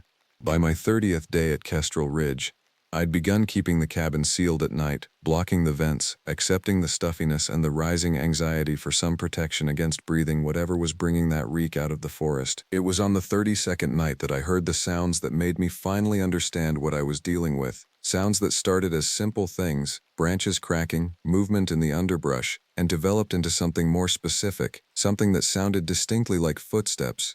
But the rhythm was wrong, 4 beats when it should have been 2, a gait that didn't match anything bipedal, though the weight distribution suggested something massive, something that moved with intention toward the back of the cabin where the window faced the darkest section of forest. I stood in the living room, lights off, and watched a shape move past the window. It was darker than the darkness around it, more solid. I could see no details, no features, just the fact of its presence, the certainty of something that stood perhaps 7 feet tall, that paused at the window, that seemed to draw in breath. That was when I heard the sound that nearly ended my mind in that moment. It vocalized. Not a growl or a scream or anything I can classify with conventional language. It was a sound that combined multiple pitches at once, something between a bugle and a wail, between the cry of an elk and something no animal should produce. It lasted perhaps 5 seconds, but in those 5 seconds I experienced a level of primal fear that 17 years in wilderness environments had never prepared me for. Then it was gone. The shape moved away from the window. The smell began to dissipate. By dawn, nothing remained except my absolute certainty that something had been there, and that it had been testing my defenses. I didn't leave, that was my second mistake, but I was trapped between 2 impossible choices. Report what I'd witnessed and be transferred, or remain and determine what the previous rangers at Kestrel Ridge had been instructed to ignore. The lake, I realized, was the key. Morning brought clarity of a sort. In daylight, the fear of night became almost manageable. I told myself I'd been exhausted. 17 years of stress, the social ostracism at Smokies, the isolation of the cabin. These things could generate false memories, could construct phantom threats from nothing, but the smell remained real. I found the source on the morning of day 34. It came from the eastern shore, the beach section I'd noticed during my first week. I approached in daylight, my bear spray on my hip, telling myself that whatever I found would be explicable. A dead animal, decomposing wildlife, the mundane reality underlying the night's constructed terror. What I found instead was something that eliminated my remaining doubts. The rocks had been arranged, not naturally weathered or randomly positioned, but intentionally organized into a pattern. 3 concentric circles, each perhaps 12 feet in diameter, with an opening facing the lake. Inside the innermost circle was a collection of bones. Deer primarily, whitetail, from the size of them, but also smaller creatures, raccoon, beaver, and among them partially buried in soil and leaf matter, something that looked like human remains, not complete remains. A jaw yellow and aged, part of a femur, the end gnawed. These were old, not recent kills. These were old enough that they should have been found months ago, recorded, investigated. Instead, they'd been hidden under branches and carefully arranged to avoid immediate discovery. I photographed everything with my camera, hands shaking. The bones seemed to tell a history, a progression of kills. The deer were arranged on the outside, the smaller animals in the middle, and at the center, barely hidden, the evidence of something larger. Something that ate everything, including things that walked upright. That's when I noticed the marks on the trees. They were higher than a bear marking. Too high. They started at 8 feet and went up to perhaps 9.5 feet, deep gouges in the bark where something with claws had raked downward. But these weren't random scarring. They formed a pattern, repeated at intervals around the clearing. Territorial markers, a perimeter established and maintained. I was standing inside something's territory. The revelation should have sent me running, should have made me pack my things and drive away, heading toward civilization and sanity. Instead, I found myself walking the perimeter of the beach, mapping the marks, cataloging the evidence. I was thinking like a ranger again instead of like a frightened man. And that clarity, that professional distance, was dangerous in ways I wouldn't fully understand until later. I found the cave entrance on the 3rd day of focused searching. It wasn't large, barely tall enough to crouch through, but it opened into something much deeper. The smell came from inside, intense and choking. I stood at the mouth with my flashlight, understanding with complete certainty that I should go no further, and stepped inside anyway. The cavern opened up beyond the entrance, just enough to stand upright. The walls were smooth, water-worn stone. The floor was scattered with refuse, bones, matted hair, something that might have been a sleeping area, though I couldn't imagine anything choosing to sleep in this level of reek. And on the wall, in what appeared to be old blood long since darkened and dried, something resembling handprints. Human handprints. A child's hand, placed in blood, dragged downward. Not one, multiple. A record written in biological material spanning perhaps 4 years given the depth and saturation of the oldest marks. I backed out of the cave and vomited behind a stand of hemlock. When I'd regained some semblance of control, I walked back to the cabin and made a decision that explained everything about Kestrel Ridge's established culture. I called the satellite phone. Raymond Aldridge answered on the first ring, as if he'd been waiting. "You found something," he said. "Not a question. There's evidence of..." I stopped. "How do you describe this to someone you know has been covering it up?" "There are remains, human and animal, evidence of predation, a cave with signs of prolonged occupation by something large." The silence lasted perhaps 3 seconds. It felt much longer. "Did you leave the area?" he asked. "Yes, I'm back at the cabin." "And did you touch anything, disturb anything?" "No." I documented with photographs. Another silence. This one longer. I could hear him breathing across the connection. "Delete the photographs, Marcus, all of them. Then we need to talk about what you can and cannot do at your current assignment. There are human remains. We have to report this." "No," he said, and his voice took on a quality I recognized from my dismissal meeting at Smokey's. Finality. Official certainty. "We do not. What you found is within unmonitored territory for specific reasons. The bones you saw are at least 7 years old. Older than current missing persons files. What you found is history, not active threat. There's a living thing out there.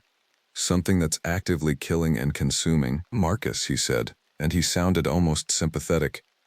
"Why do you think you were sent to Kestrel Ridge? Why do you think I told you not to stray beyond the marked zone? What do you think the previous ranger saw that made him resign after 4 months?" I didn't answer. There are things in this world that we don't investigate because investigation creates obligations we can't meet. There are creatures that exist in the spaces between policy and responsibility. and they exist there because we allow them to. Your job isn't to solve that problem. Your job is to accept it, to monitor it from a distance, and to file reports saying everything is normal. I can't do that, I said. Then resign, Marcus. Call it a medical condition. Say the isolation was too much. Leave in the next 72 hours and we'll give you a reference that gets you hired at another station. But you will not, under any circumstances, make an official report about what you found on that beach. He disconnected. I stood in the cabin holding the dead phone line, understanding that I'd discovered why Kestrel Ridge existed. It wasn't a monitoring station, it was a containment position, a place where rangers were sent who'd seen things in other parks, things that couldn't be explained or reported, and who could be trusted to keep their mouths shut if presented with enough information about the mechanics of institutional silence. The offer was clear. Stay quiet and keep your career, or speak up and become radioactive. I deleted the photographs, all of them. Then I sat in the dark cabin and listened to the sound of wind through the trees, and I waited for night to come. Night 36 brought the worst storm of September. The winds came down from the ridge with enough force to make the cabin walls creak. Rain hammered the roof in waves, turning the forest into a blur of motion beyond the windows. I sat with the lights on, reading, trying to maintain the illusion of normalcy while understanding that something had fundamentally shifted in the ecological balance of Kestrel Ridge. The creature knew I'd discovered its territory. I couldn't know this with certainty, but I could feel it in the way the air itself seemed to carry pressure, in the nervous energy that animals displayed as the storm approached. A doe wandered past the cabin at dusk, moving frantically, checking over its shoulder as if pursued. Crows abandoned the area entirely by early evening. The forest was clearing itself of prey, making space for the hunter. The vocalization came at full darkness, perhaps midnight. It was different this time, not the terrible bugle wail of the previous week, but something more complex, a series of sounds that built upon each other, that seemed to use the storm as a vehicle to carry across the water. It lasted perhaps 30 seconds, and when it ended, the forest fell into a silence so complete that the storm seemed to be happening in a different world. I stood at the window, forehead pressed against cold glass, and waited. The lights I'd seen on the lake before began to move again, but now in daylight darkness, they were invisible. I sensed rather than saw them, a presence moving through the water with apparent disregard for temperature or the violence of the weather. Something was hunting in the storm. The realization came with horrible clarity.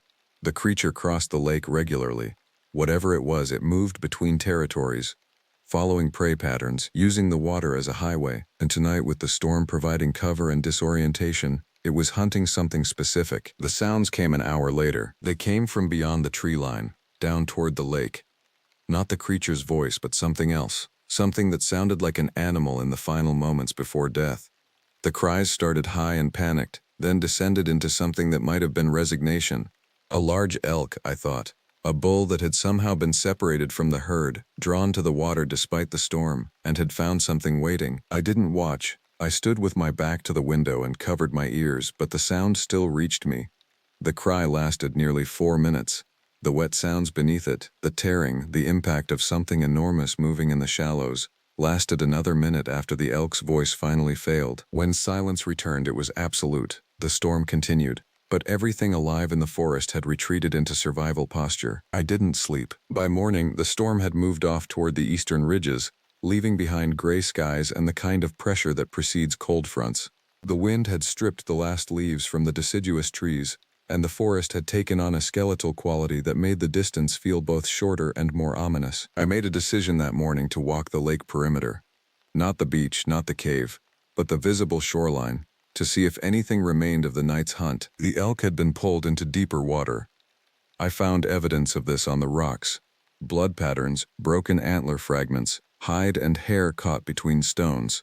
The kill had been efficient. Whatever had taken the elk had done so with practiced ease, which meant it had been hunting this lake for a very long time. Years, certainly. Possibly decades, but that wasn't what stopped me on that shoreline, that made me stand motionless for nearly an hour. It was the footprint. I found it in soft earth near the water's edge, partially washed by the storm's runoff but still distinct enough to photograph mentally. It was enormous, perhaps 18 inches long, with 5 distinct digits and something that might have been a palm pad. The depth of the impression suggested weight beyond what any normal Appalachian predator should possess. 2,000 pounds, perhaps. Maybe more. And the strange thing about the print was its structure. It wasn't entirely animal. The digit arrangement suggested partial opposability, a sophistication of grip that went beyond simple paw structure. This was something that could manipulate objects, something that could grip and tear and hold. This was something that could understand human tools and human patterns. I followed the prints as far as the storm's damage allowed. They led back into the forest, away from the water, heading toward the cave system. The creature wasn't nocturnal, I realized. Not in the traditional sense. It moved when it needed to move, hunted when it needed to hunt, and spent its remaining time in territories it had established and maintained. That evening, as darkness fell again, I made a critical error in judgment. I walked to the cave entrance and called inside, not in a normal voice. I called out like a ranger conducting a search, making noise to warn wildlife of my presence. "Hello? Anyone in there?" My words echoed inside the cave, bouncing off stone, traveling deep into whatever lay beyond the visible chamber. The sound that came back was immediate, not from the cave itself, but from the forest beyond it. A cry that started as a low rumble and built into something that shook the trees. It wasn't a vocalization designed for hunting. It was a response to being challenged, a warning, a declaration of territorial ownership. And beneath the sound, underneath the terrible pitch of it, I heard something that might have been intelligence. Might have been understanding. The creature knew I'd called it, knew that I'd challenged it, and it was responding not with the automatic aggression of an animal but with something more deliberate, something that wanted me to understand it had heard me. I didn't wait for further response. I ran back to the cabin, locked the doors, and sat in the kitchen with a knife from the drawer and a certainty that I'd made a tremendous mistake. The night that followed brought no attack, but it brought something worse, the sound of something large moving around the cabin's perimeter. Not aggressively, exploratory, as if the creature was mapping the structure, testing its solidity, understanding its occupancy. It circled the cabin perhaps 8 times, moving slowly enough that I could track its position by sound alone. When it finally departed, heading back toward the forest, I felt something I'd never experienced before. A sense that something had been studying me with the same clinical interest I'd been studying it. I was no longer an observer at Kestrel Ridge. I was the observed. Day 42 brought a decision that I should have made weeks earlier. I began packing. The cabin had become a pressure point, a location where the fragile boundary between my world and the creature's world was eroding. The kitchen trash, the smell of human food, the lights at night, these were all attractants, all calls to something that was increasingly curious about what lived in its territory. Raymond Aldridge showed up that afternoon without warning. He drove alone, which was unusual, and carried a rifle I'd never seen during his previous visits. When he entered the cabin, he moved with the careful precision of someone entering a space that might be dangerous. "You need to leave," he said before I could speak. "Pack what you're taking and be gone by tomorrow morning." "The creature," I started, "is not your concern," he said. "Marcus, listen to me. Whatever you've seen, whatever you've documented, whatever you think you understand, you need to forget it. There's a clearing truck coming tomorrow morning. When they arrive, you get in your vehicle and you drive away. You do not look back. You do not mention Kestrel Ridge to anyone. And you absolutely do not file any kind of report beyond a standard resignation letter citing personal reasons." "How long has it been here?" I asked. "How long has it been in this valley?" He set the rifle against the wall and sat at the kitchen table, suddenly looking much older than he had on my first day. "Since at least 1978, he said quietly. "That's as far back as the records I have access to go. There was a hunter reported missing that year, about 10 miles south of here. Body was found partially in a cave system. The official report claimed animal predation, bear attack, standard wilderness fatality, but the examination showed something that couldn't be categorized. After that, the station was established. Rangers were posted specifically to monitor the creature, to ensure it remained in the unmonitored zone, and to prevent it from expanding its territory." "Why not kill it?" The question felt naive even as I asked it. "Because no one knows how," he said. "It's survived everything for decades. It's intelligent enough to avoid traps. It's large enough and strong enough to overcome any hunter we could reasonably arm a ranger with, and because—" He paused, looking toward the window where the forest pressed against the glass. "Because we tried once, in the 1990s. Some federal biologist got clearance to bring in a full research team. They lasted 4 days before the creature killed 2 of them. The third one was found 3 miles from camp, naked, with injuries suggesting it had been played with, toyed with like prey." I felt my stomach turn. After that, they decided containment was the only viable strategy.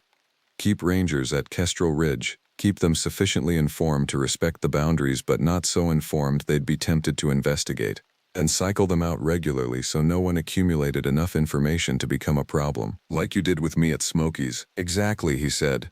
You saw something there that didn't fit the official narrative. A ranger disappeared 3 years ago, David Moss. He'd been documenting unusual animal behavior in the restricted areas. We believe he found something. We never found his body.